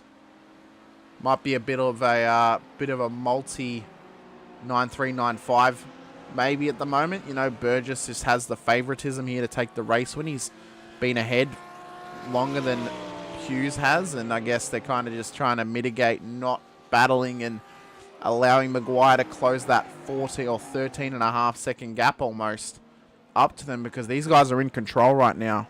Yeah, multi 21. Coleman saying we need a safety car to spice things up. We really do. We need it to really just make things spicy. But yeah, multi 21. If you don't understand why it's multi 21, it's because 2-1 is their race numbers. 2 was Weber. 1 was Vettel. Multi 21 was let Weber win pretty much. That was what the code was. But yeah, it'd be in this case to let Burgess win, it'd be multi 9-3-9-5. But yeah, just to give anyone out there who's watching a bit of backstory behind the multi 21 saga at Malaysia. I believe it was back in 2011 or 2012. Pretty sure it might have even been third. I can't even remember at this point. I think it was 2012. Of course, I might be wrong on that one. You guys can let me know in the comments of the chat. But yeah, Burgess and Hughes, they lead this one at the moment. It's a 1-2 for CXR right now. Maguire back in P3 in that beautiful lime green fishy livery on that Porsche. I've actually started to appreciate the Porsche a lot more on iRacing. As actually we see his teammate Blake Delaney just behind him there, so he's actually now lapped his teammate. Debris!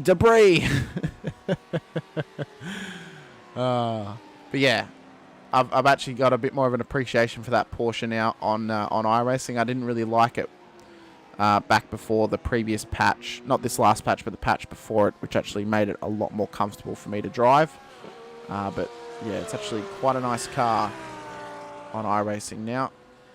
It's a little bit of a shame though that GTEs are really getting pushed out at the moment, because the RSR is actually a beautiful car to drive, but just a shame that GTEs are no longer going to be a thing in racing pretty much after this year. Of course, it is the final season of WEC to have GTE at the moment. Next year they will go to the GT3s. Of course, IMSA runs GTDs, which are just GT3 cars, but GTD is their special name. So yeah, but regardless, the 911 GT3 car is actually a much better car for my driving style now, which I really like. I still love the Beamer, but that Porsche is just something else. So Burgess, Hughes, Maguire is still the top three of this race. The CXR cars working together to keep that gap out. It's now 14 seconds back to Maguire. There's not really much he can do from this point apart from hope and pray for a safety car. And of course, as viewers, I'm sure we are hoping for a safety car in this one. We want a safety car because we want to see the field bunched up. We want to see the battles happening. Tell you what though, Cowan and Barber has gotten past Gowans. So this is the battle now for P4 at the moment. Barber's trying to fight his way back through the field as Cowie just covers the inside of turn 1. We'll see what Barber can do here to get past him. So might just quickly bring up a Wine and Brown sponsorship video on the bottom corner. So we'll see what Barber can do now in through the long sweeping section of Sector 2 of Fuji. He's going to try and get it done down the inside. He does. So that was a nice move done there by Greg Barber. Cowie not making it too hard for him. He knows Barber's got the pace over him. He knows he needs a little bit more practice in this GT car to really put the pressure on. So just allows him through. Barber now back up into the top 4. He's got 25 seconds to gain until he's on the back of Troy Maguire. He lapped that last lap almost a second faster than Maguire. We've got about 35 minutes left of racing. We could see enough time if he can lap a second faster or over every lap. If he can lap a second or more faster than Troy Maguire every lap towards the end, we could be on for a nice and tasty battle at the end of this race for P3 between Barber and Maguire. So we see Barber's about to start his 30-second lap. This is the gap. That is where Maguire is. He's going through turn 4. He's in behind his teammate Blake Delaney, who's had some great pace all day, but unfortunately his race was halted by a penalty. He hopes now for a safety car to get the wave around and be back in contention. But without the safety car, there's nothing much he can do but just pull his teammate Troy Maguire around the track. But we'll go back as Gowans. Oh, Cowie's just gone off circuit there, and it allows Gowans to get past him. We'll quickly just pull up a little replay of that one. It was into the dreaded turn 3-4. Cowie just goes wide. Not a bad rejoin, actually. Was aware that Gowans was there. Didn't want to impede him in any way. Gowans was smart to go out a bit wider and allow him back on track. So a nice little friendly battle here. The gap between these two cars is 0.7 of a second between Gowans and Cowie now.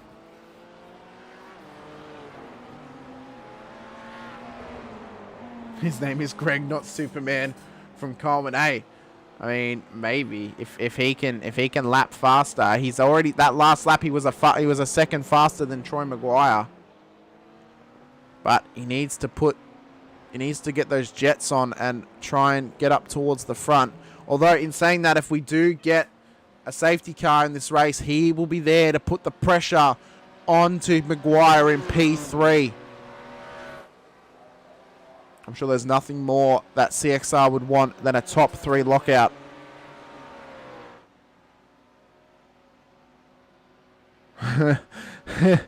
Coleman in the chat saying, though, Troy doesn't mind a DNF for no reason time to time. I mean, hopefully today is not one of those days. Hopefully he can just keep himself cool, calm, and collected and stay on the straight and narrow. Keep it on the black stuff. And get a nice and healthy P3 finish. Mark Cochran has had a moment here. Quickly just get the replay up for you. Lap 29 for him. So he's actually a couple of laps down. So Cochran now just loses the rear end once again. And we spoke about it throughout the race. That Fez is known. He's got chicken legs. That's what I love about the live chat. Get people's opinions about the drivers on track, whether they're friends or not. It's good. So Barber's trying to put the pressure on. He's trying to close the gap now up to Maguire. The top 2 of this race is now separated by less than a second, but these guys are just pulling each other along at the moment. The battle that we should be interested in is Gowans and Cowie. Gowans has now stretched the gap just slightly back to Andrew Cowan in P6. Gowans is up 3 spots from where he started, but the biggest mover in this race is Miles Burgess. Currently 4 positions gained in this race for the CXR driver of the number 93 Audi R8 LMS car. But once again, though, I mean, we mentioned Mark Cochran having the spin. We spoke about it earlier in the race. As look at Hughes putting the pressure on his teammate to get the jets on. and force their way up the field. Those mid-engine cars, especially the Fez, are just super hard to stop the rear end slide from happening. It's such a hard car to get set up and perfect the way you want it. And Cochrane is not having a fun day at the moment. He is just trying to survive the final half an hour towards the end of this race.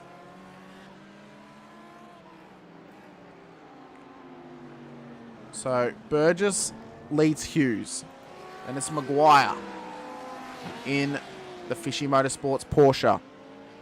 Then another CXR car in Greg Barber in P4. Doug Gowans in the Velocity SimLab McLaren, the fire-breathing dragon, in P5. Andrew Cowan in the Performance Sim Racing Fez. And then Adam Simpson in the Fishy Motorsports 222 BMW. Oh, it does. That Beamer is something else. Blake Delaney at the moment in P8 for Fishy, so he had a bit of a penalty. Puts him a lap down, unfortunate, but he's had some good pace. If we get a safety car and he gets a wave around, he will be putting an assault on the cars ahead of him. Steve Singovich has had a good, just sort of a quality race so far. He's up 2 spots in P9, just lapping around, staying in the fight, staying clean to try and just gain some scraps that are left on the floor. Cochrane at the moment in P10 on track, and then Carlin Hodgkinson is out of this race. So one question I might just put out to the chat, to the viewers at the moment, actually get into the chat right now. Tell me, what is your favorite GT car to drive on iRacing out of all the GT3s? Not including the Ford GT, because that is not allowed. So out of the Audi R8 LMS, the BMW GT3 M3, the Porsche 911 GT3, the Ferrari 488 Evo, the Lambo Huracan, the McLaren, and the Merc AMG GT3 car, what is your favorite one to drive? Mine is either the BMW or the Porsche. Those 2 cars are great. The Lambo used to be my favorite, but then one of the last patches just made that car almost undrivable. Reese to go, he's saying he's only ever driven the Ferrari. The Ferrari's, like, it's okay. If you've got the right setup and the right track combo, it's actually alright, but I don't know, I find that rear end is just so loose, and just you can lose it so easily. I loved racing the old Ferrari back when I was a Class D driver, doing the Ferrari series in the officials, especially around Long Beach. It was so fun, but yeah, I've really gone away from that car now. And yeah, I think personally the Porsche and the BMW on this current patch, on this current build, or at least the one that before it changed this past Wednesday, was really nice. Both the Beamer and the Porsche are really, really nice cars to drive. I'm yet to drive the Audi. Mick Clifton, what, no Ford or Bentley? I wish the Bentley was on iRacing, but unfortunately I don't think it ever will be, since it's now a retired race car. Pretty much no one drives it. But I wish that car was on here. And the Ford, I mean, the Ford's like 20 years old at this point almost. So, you know, doesn't count. Just doesn't count. I wish, well, I hope they do bring it in, but I think there's been talks of them scanning the Lexus GT3 car, the new one, that should be coming out for next season. They're apparently scanning that. Of course, you know, they still need to be able to bring in the Corvette GT3, the new Macca, the new Audi. I mean, that's kind of been the talk that we've been having since last week, was which GT3 car would they bring in. But I think those, you know, the new Macca, new Audi, Lexus, maybe a Corvette, those are the ones that I want to see come in. More so the Lexus or the Corvette, because then at least we have new cars to drive. You know, new manufacturers, new types of cars, and they can kind of just step in and take over from the Ford GT and the McLaren for now, until we get a new McLaren into the game and they extend it. Mustang GT3, that would be cool. Yeah. Coleman saying the Lexus makes sense with the Toyota 86 being recent. Exactly. So because they were testing the new Lexus in Japan. They were testing it as they've been building it, and yeah, there's been talks that they're actually going to be scanning it, as well as I think there's also a new Acura NSX, or Honda NSX, but it'll likely be an Acura in this game because it's an American. iRacing is American. As we see Hughes putting the pressure now on Burgess for P1. Yeah, Gazoo. Yeah, both out of Gazoo. So if they also bring in the Toyota GTP or / LMDH car, which there's also been talks of that possibly coming in, yeah, then I think they'll scan the Lexus. They'll get the Lexus in as well, which would be cool. It'll give us something new to drive.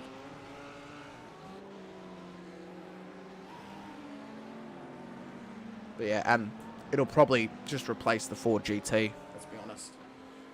And it won't really impeach or encroach on how many cars you can have in a session for GTs, because you can only have 8, but the Lexus will just replace the Ford GT pretty much. So we now come on to lap 39 of this race. We're an hour and 3 minutes into it, almost 25 minutes to go.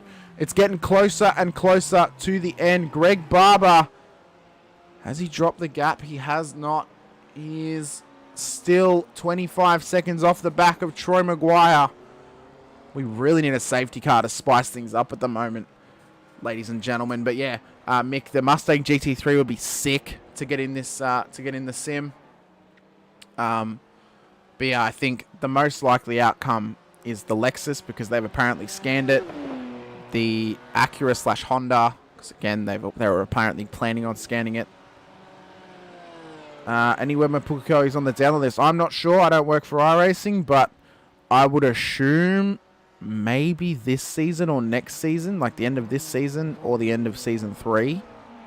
I feel like they're going to release Pukekohe when they release rain, because New Zealand is known for rain. But I think they'll release Pukekohe whenever the Gen 3 comes out for the supercars. Because, you know, they normally do a track and car combination that work together. Pukekohe is known for supercars racing, so they'll likely release it with the Gen 3 cars whenever they come out. So, yeah, that'd be cool. I think they said today that Mugello and Misano were actually getting scanned for iRacing as well, or they're getting made, so we can hope to see Mugello and Misano soon as well, which would be cool to see, especially for the GTs. GTs are actually quite a fun car to drive around Mugello, so that'll be pretty cool to have on a calendar on a future date. And yeah, but yeah, I think Pukekohe will be whenever Gen 3 comes out, whether that's at the start of next season or the season after. But yeah, you would hope it's going to be snow before rain, I reckon. Yeah, it's looking like it. I mean, it's a big update, though, to get rain. That's a massive update. Like, that'll be gigs and gigs worth. Yeah, it will. It will. Rain will be a whole new build. It'll be a massive update. Like, that'll be maybe, I don't want to say 20 gigs of update, but you got to think it's a whole new layout of a circuit to have rain, plus also progressional weather. And if they're going to have it at every single track, it's going to be a big job. Honestly, it is. It's a big job. And especially as someone who's done game design, I studied game design at university. It is a lot of work to get it to work right. And you know, you don't want to have bugs. iRacing 2.0 for rain. Yeah. But yeah, so I mean, I'm trying to think, 13 weeks from the start of June would be in time for Bathurst, for the Bathurst official. I think it would be. I think the Bathurst official would be early season 4, I want to say. So, yeah, it would. So, I think we're actually going to get Gen 3 and Pukekohe at the end of season 3, because that'll be right before the Bathurst 1000 official, and they'll want to have Gen 3 for the Bathurst 1000 official. Now, if they want to have Gen 3 for the E-Series, which happens normally in the winter, about August time, it will. Probably the first week that rain comes out, there'll be no dry races. Most likely. It'll all just be rain. So, Barber now. has not been able to close the gap to Maguire. We've got about 20 minutes of racing, almost 23 minutes roughly of racing. Maguire is currently P3. Burgess and Hughes, as we see, Hughes goes down the inside of Miles Burgess, so bit of a, maybe he just decided no more multi 9395. It's going to be multi 9593 at this point. Hughes takes the lead off Burgess now. A little bit unfortunate for Miles there, but things happen, don't they? So Hughes now leads to Burgess and then to Maguire in P3. 17 seconds is the gap from P3 to P1. Greg Barber, 25 seconds behind him in P4 for CXR. Doug Gowans in P5 slowly lurks with the fire-breathing dragon of the Velocity SimLab McLaren in behind him there. Cowan in the Fez for PSR. Then Adam Simpson in the Beamer. Blake Delaney in the Fishy Motorsports Audi. And you saw him just there, Steven Singovich in the Team SRW BMW M3 GT3. And then Mark Cochran still circulate in the Apex Esports League Ferrari there. So yeah, I think that if they want to have Gen 3 for the E-Series, they will release it at the end of this season because the E-Series happens in August. And then they're not likely to release any new content within the middle of a season. Then it's normally only at the start or the end, so yeah. But we will find out what they're going to release in the next month and a half, because we've still got a month and a half of this season to go until we're at the end. So still a long way to go just yet, as Hughes now leads his teammate.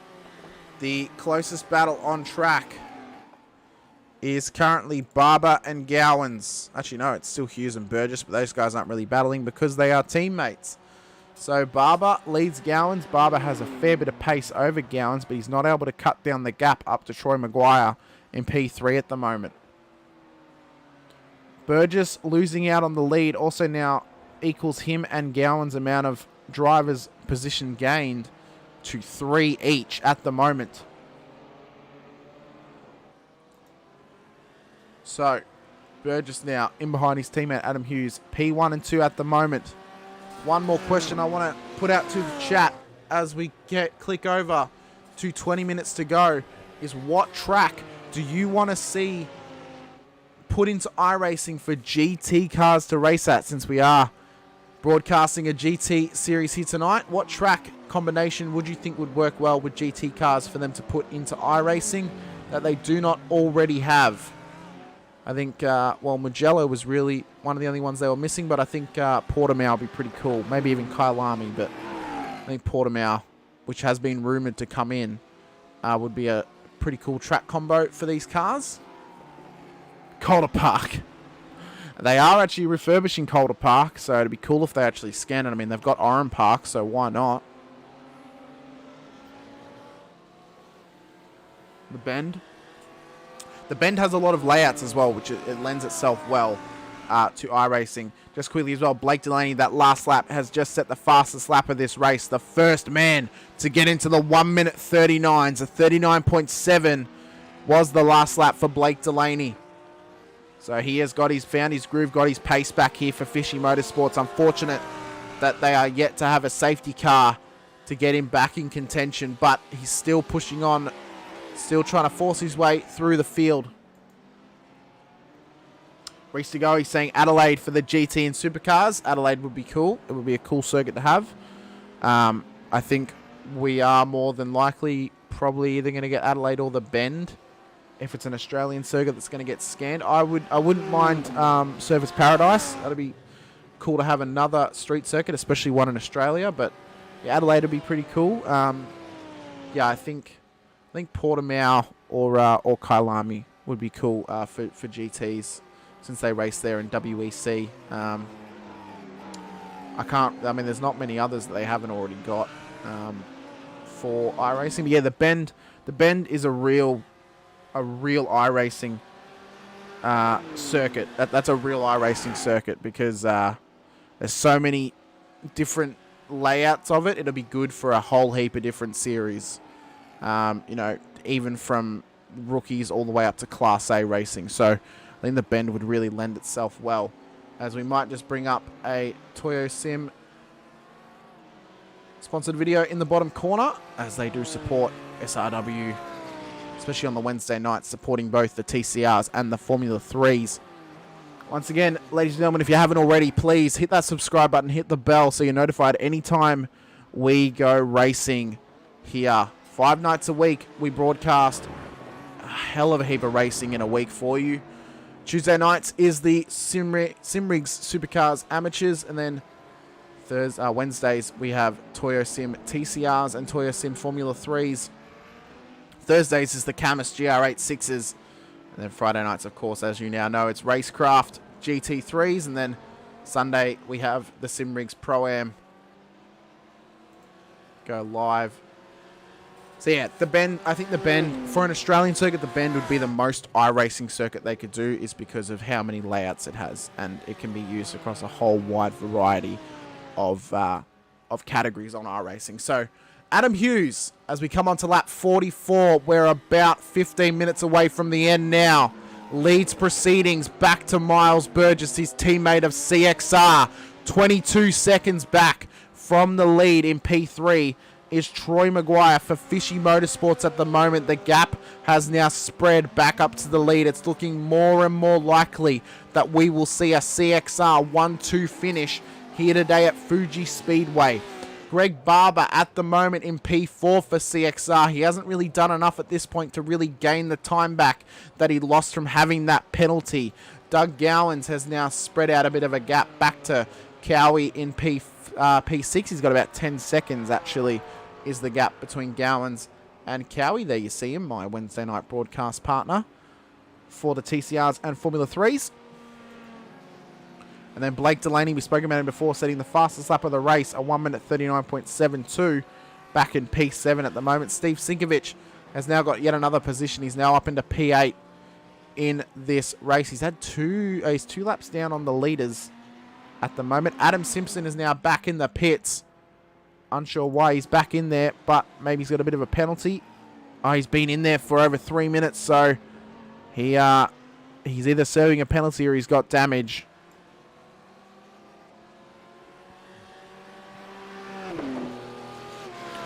Might just also bring up a bit of a replay here. A couple of laps ago, Steve Sinkovich had a bit of a moment. We might just see what happened. He was following Adam Simpson, but he's come into turn 3, gone off the track, and he's done exactly... Oh, big contact into the wall, so that will likely put him into the pits at some point, although he doesn't seem to have too much damage on the car. He's still circulating. So that will likely... I mean, we saw it happen at the start of the race, lap 1. It was Hughes and Maguire who lost out at turn 1, but oh, how a race can change. We will just quickly bring up a quick little replay to give the backstory on what happened an hour and 14 minutes ago with the leaders of this race. This is what happened, lap 1, turn 3. So we're focused on Adam Hughes at the moment. He goes off track and does exactly what Steve Sinkovich did. You see Troy Maguire in behind. They both did it at the same time. And now look what's happened. Delaney and Barber end up getting a penalty throughout this race, and they drop spots. Burgess was the only one who kept it real clean all day. He's now P2, but Hughes is now back in the lead with Maguire in P3. So these guys have stayed clean after that first lap incident to just push their way and force the narrative to get back up to the front of the field. These guys will now rotate round to come on to lap 46. We're 13.5 minutes away from the checkered flag waving here at Fuji Speedway. Blake Delaney and Mark Cochran have both had an incident. Let's check it out. Here's Delaney. He comes. Oh no, it might just be him going off circuit there at turn 4. Oh no, he did lose it at turn 5. Unfortunate for him. Just tries to check up, but then Mark Cochran's had a moment as well in that Fez. He's struggling all day. Just loses the rear end slightly there. We'll see if something happens here, and he does once again. That corner is not one that he favours at the moment, ladies and gentlemen. Just losing that rear end that Ferrari, we've spoken about it, just so hard to keep on the straight and narrow. So almost 12 and a half minutes to the end of this race. Lap 46 at the moment. We're halfway round on the way to lap 47. It's been CXR's day of all days. They've led the majority of this race between all three of their drivers in the top four right now. Barber, Burgess, and Hughes have all led the race at some point. Delaney led leading into the pit stop period, then got the penalty, and then just lost out on a heap of positions. Maguire hasn't been quite close enough to get to the lead. That first lap incident really just hindered his race all day, but he's had a strong comeback here to come back into P3. But now the narrative remains 12 minutes to go as they come onto lap 47. It's a CXR 1-2 at the moment. Hughes to Burgess. Maguire P3 for Fishy in that Porsche. Barber in P4 for CXR. And then P5 Doug Gowans in the McLaren. He's had a fantastic race to come up the rankings into P5.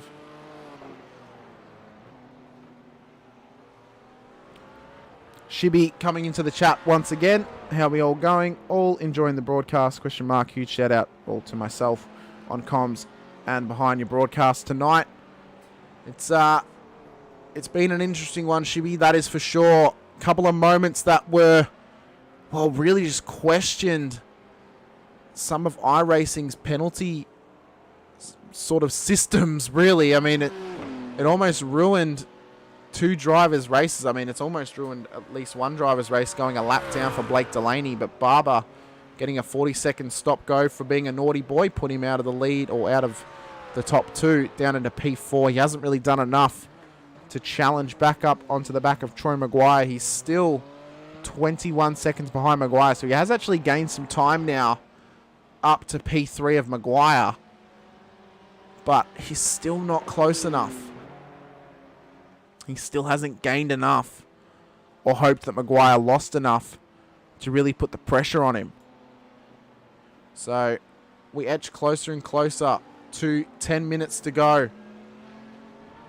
Adam Hughes will cross the line. We will start lap 48, and we will tick-tock our way to an hour and 20 minutes completed with 10 to go.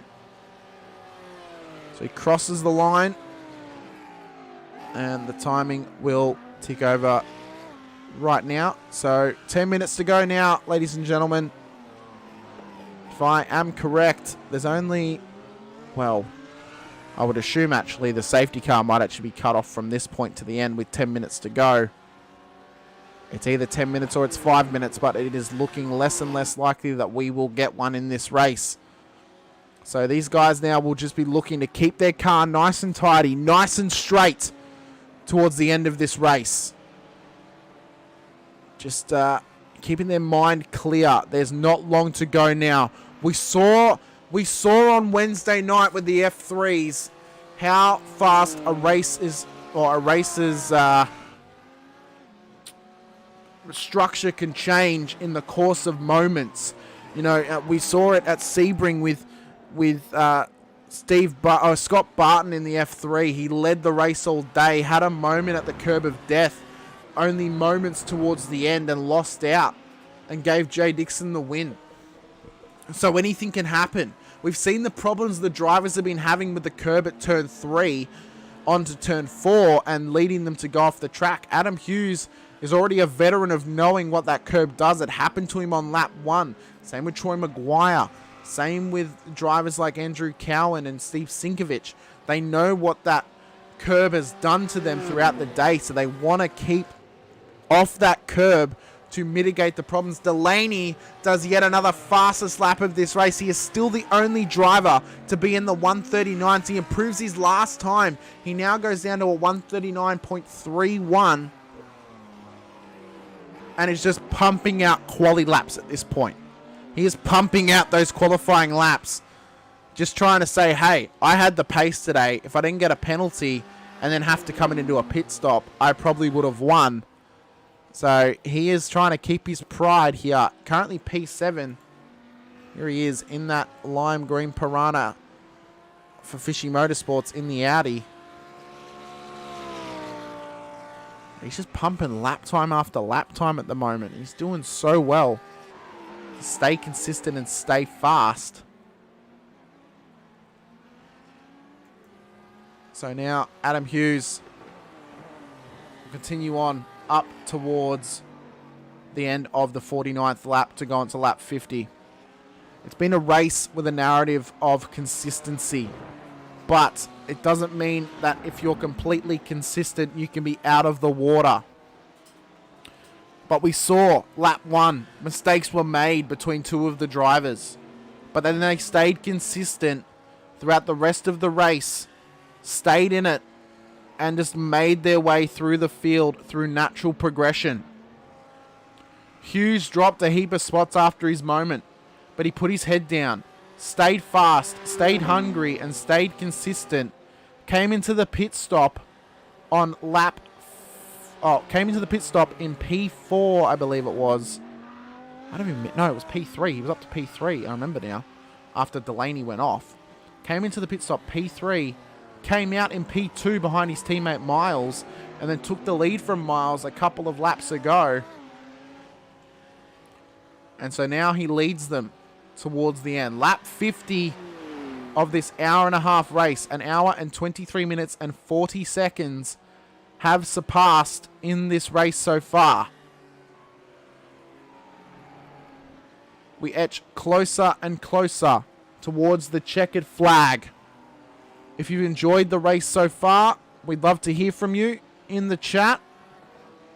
If you've enjoyed the broadcast so far and the discussions that we've been having, I'd also love to hear from you in the chat. Be great to see some good comments in there. Blake Delaney has bettered the time once again. 1:39.23 the last lap. So he has put the jets on now and is just lapping for fun at this point. He's just pushing the car as hard as he can late in the stint, just to see what he could have gotten out of the car if he was in a contentious position up towards the front of the field. But, I mean, we can't even say it's been Hughes' day. Even though he started on pole and had the moment at the front, he has had the pace to keep it there and to bring it back from the rear end up towards the front of the field. We've got 5 minutes of racing just about, so we will not see the promo department safety car here today at Fuji Speedway for the Racecraft GT3 Series here on SRW TV. 5 minutes to go. It will roughly be 3 laps. Maybe 4. We'll have to see when the checkered flag gets waved. Whether it's 30 seconds from the end or whether... Actually, no, it won't even be 3 laps because they're doing 1 minute 40 lap times. Yeah, it will be roughly 3 laps. I don't know if we will actually get the checkered flag before, like at the end of the 3rd lap, or whether it will be the start of the 3rd lap that we get the white. But we will find out as we etch closer and closer. So, just to give the rundown of the field so far, it's Hughes to Burgess, to Maguire, to Barber, to Gowans, to Cowan, to Delaney, to Sinkovic, to Cochran, and then Simpson and Hodgkinson out of this race, I do believe. Let me just double check. Yep, Simpson's out. So 9 cars remain on track at the moment. Cochran, even though he's had his moments, he stayed on track. He stayed in the fight to remain in the top 10. He's up to P9 just by staying out there and staying hungry. Same with Sinkovic, up to P8, 3 positions up from where he started the race. Even though he's not been on the pace, he's staying within the hunt. Delaney doing a 39 once again last lap, but doing a .98, so not matching the fastest time that he did the lap before, but he's still getting into those 39s. The closest person to a 39 outside of that is Miles Burgess. He did a 40.04 as his fastest lap of the race. But the fastest lap doesn't really matter at the moment to Burgess or even to Hughes, because it's currently a CXR 1-2. Burgess is just cruising on home. He's given the win to Hughes at this point. Hughes just needs to cruise around, keep the car on the straight and narrow. He's got 3 seconds back to his teammate in P2, and then 28 or almost 29 seconds back to P3 in Fishy's Troy Maguire. So they will now come down to the tight hairpin, almost lengthy chicane area at the end of Sector 2. And then only a couple more corners to go on this lap. Burgess actually is now caught up to the back of Hughes again. So Hughes just going nice and easy here. It's now back underneath a second. Is Burgess going to get past Hughes here? Will Hughes give him back the lead of the race? As they etch their way closer and closer towards the final corner. I mean, these guys don't really need to go super fast. Burgess is going to go down the inside, so is Hughes giving Burgess here the lead of this race? He has. So Hughes gives the lead back to Miles Burgess, or are they trying to go for a double crossing of the line? What have they done here? There's no checkered flag yet. We've still got 1.5 minutes to go. I don't see a white flag on my timing yet, so this is a little bit confusing. I mean, they're allowing Maguire here to get back in, somewhat back in. I mean, he's 18 seconds away. There's no safety car, so these guys are just cruising around at this point. I mean, it's almost a little bit of a spit in the face of the cars in behind that these guys don't actually need to push at this point to get to the end. But, I mean, you got to say it's been a day that has been controlled by CXR. I mean, they've led the majority of the laps. The only other leader of this race outside of CXR was Blake Delaney for Fishy Motorsports. So, you know, maybe these guys are just cruising on home to the end. Maybe they want to do the photo finish. Their last laps was a 150 and a 152. I think these guys are just trying to get the photo finish of the two CXR cars crossing the line together. But I don't see a white flag just yet, so I'm going to assume we're going to get the white flag at the end of this lap.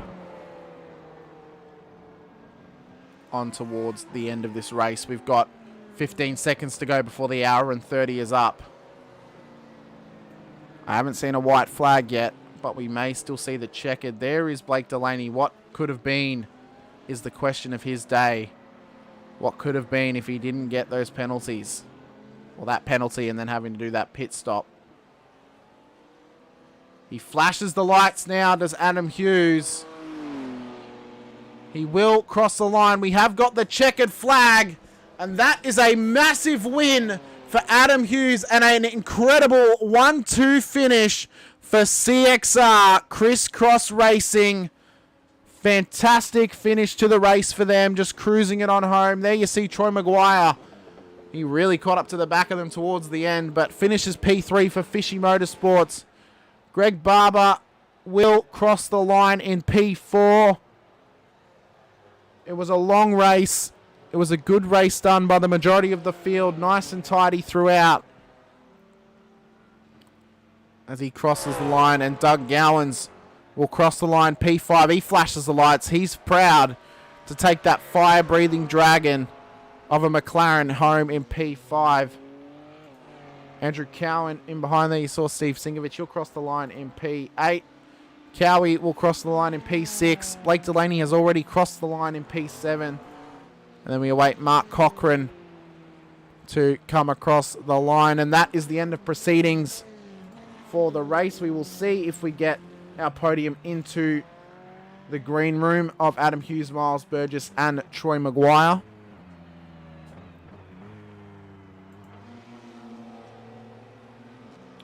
It was a dominating performance for CXR.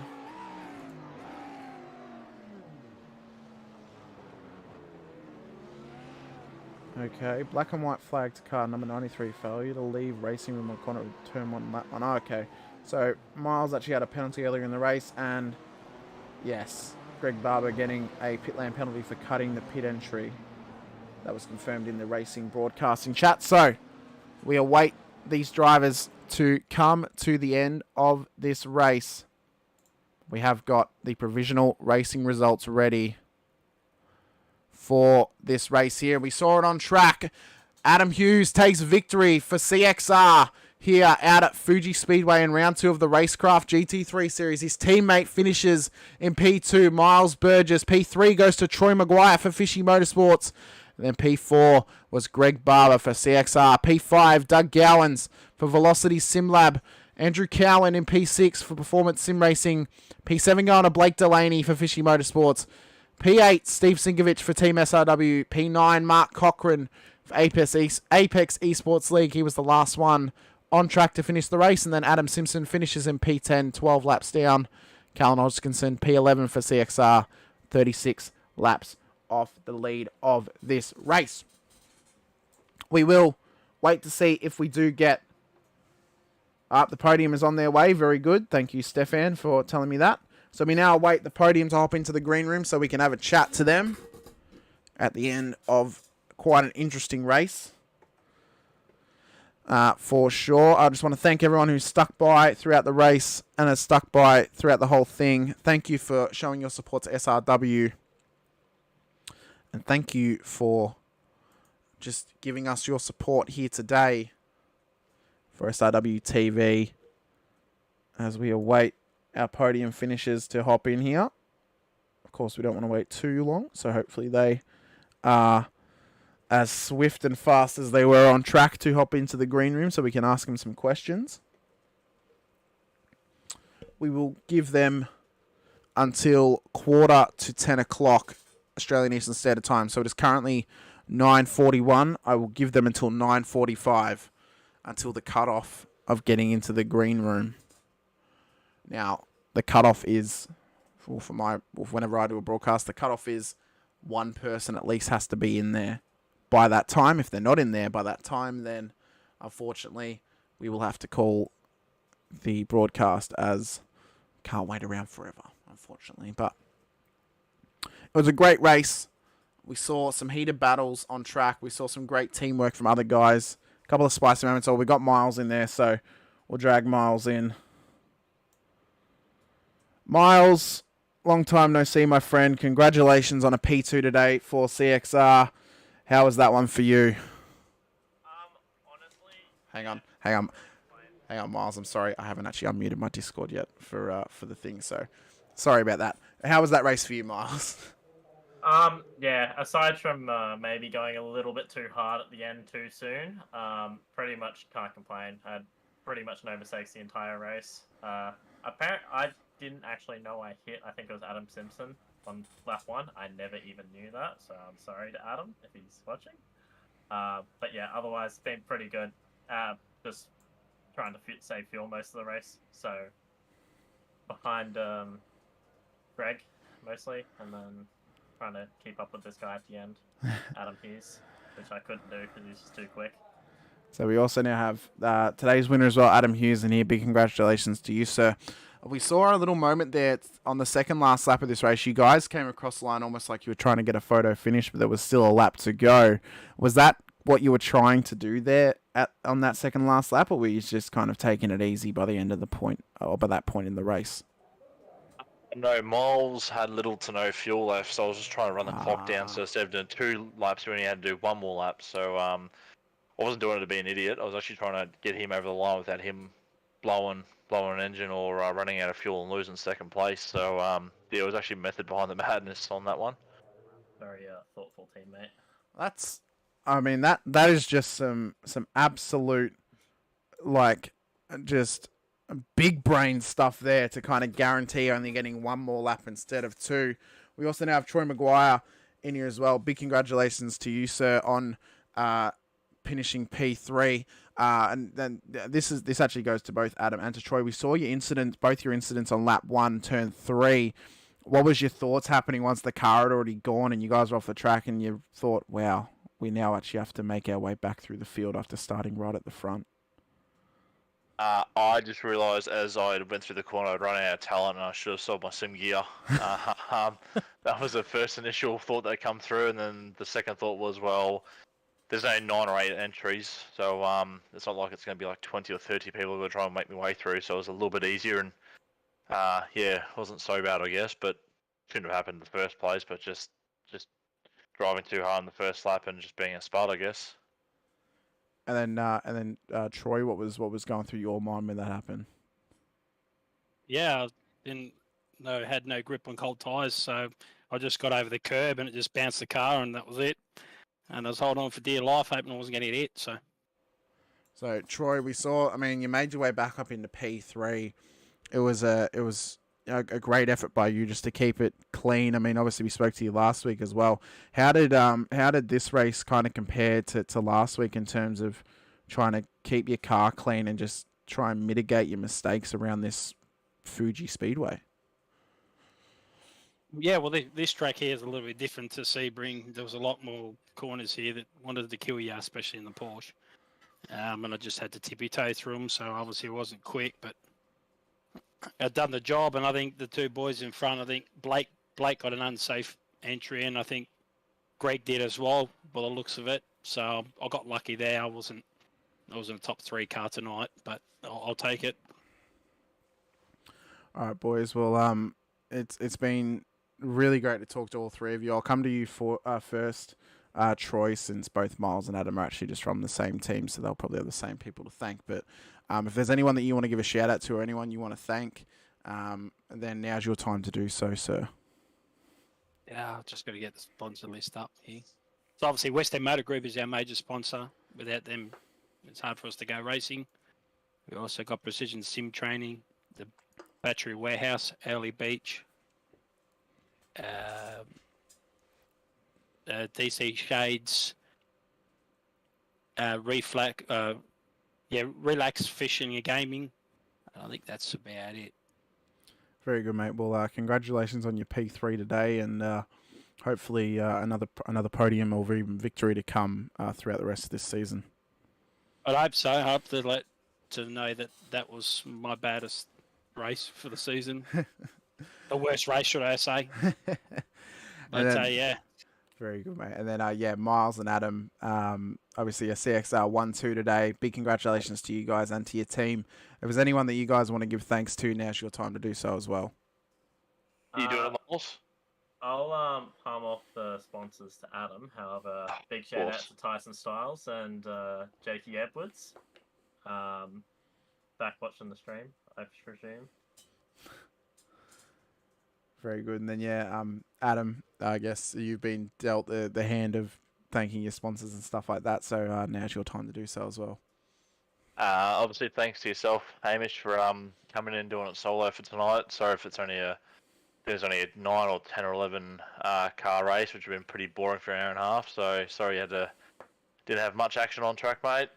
Obviously, shout out to Troy and to Blake and to Adam Simpson, the Fishy Boys, and obviously everyone else in the group for turning up and making it good, except for my moment on turn 2 or 3. But Jennifer Russell Real Estate for the sponsors, Shunt Scenery, Poolmaster Bayside, obviously the boys and everyone at CXR, and obviously a designer Doomed or Doom Designs, Tyler Schwartz, and a huge shout out to Palms and Baker and SRW for hosting the series and events again. So yeah, it's been good.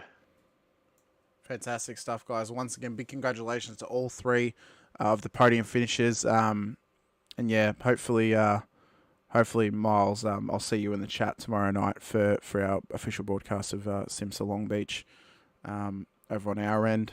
I won't plug where we're doing that. Not my place to do so, unfortunately. But yeah, big congrats to all three of you guys. Great race, and yeah, hopefully you guys can back it up throughout the season.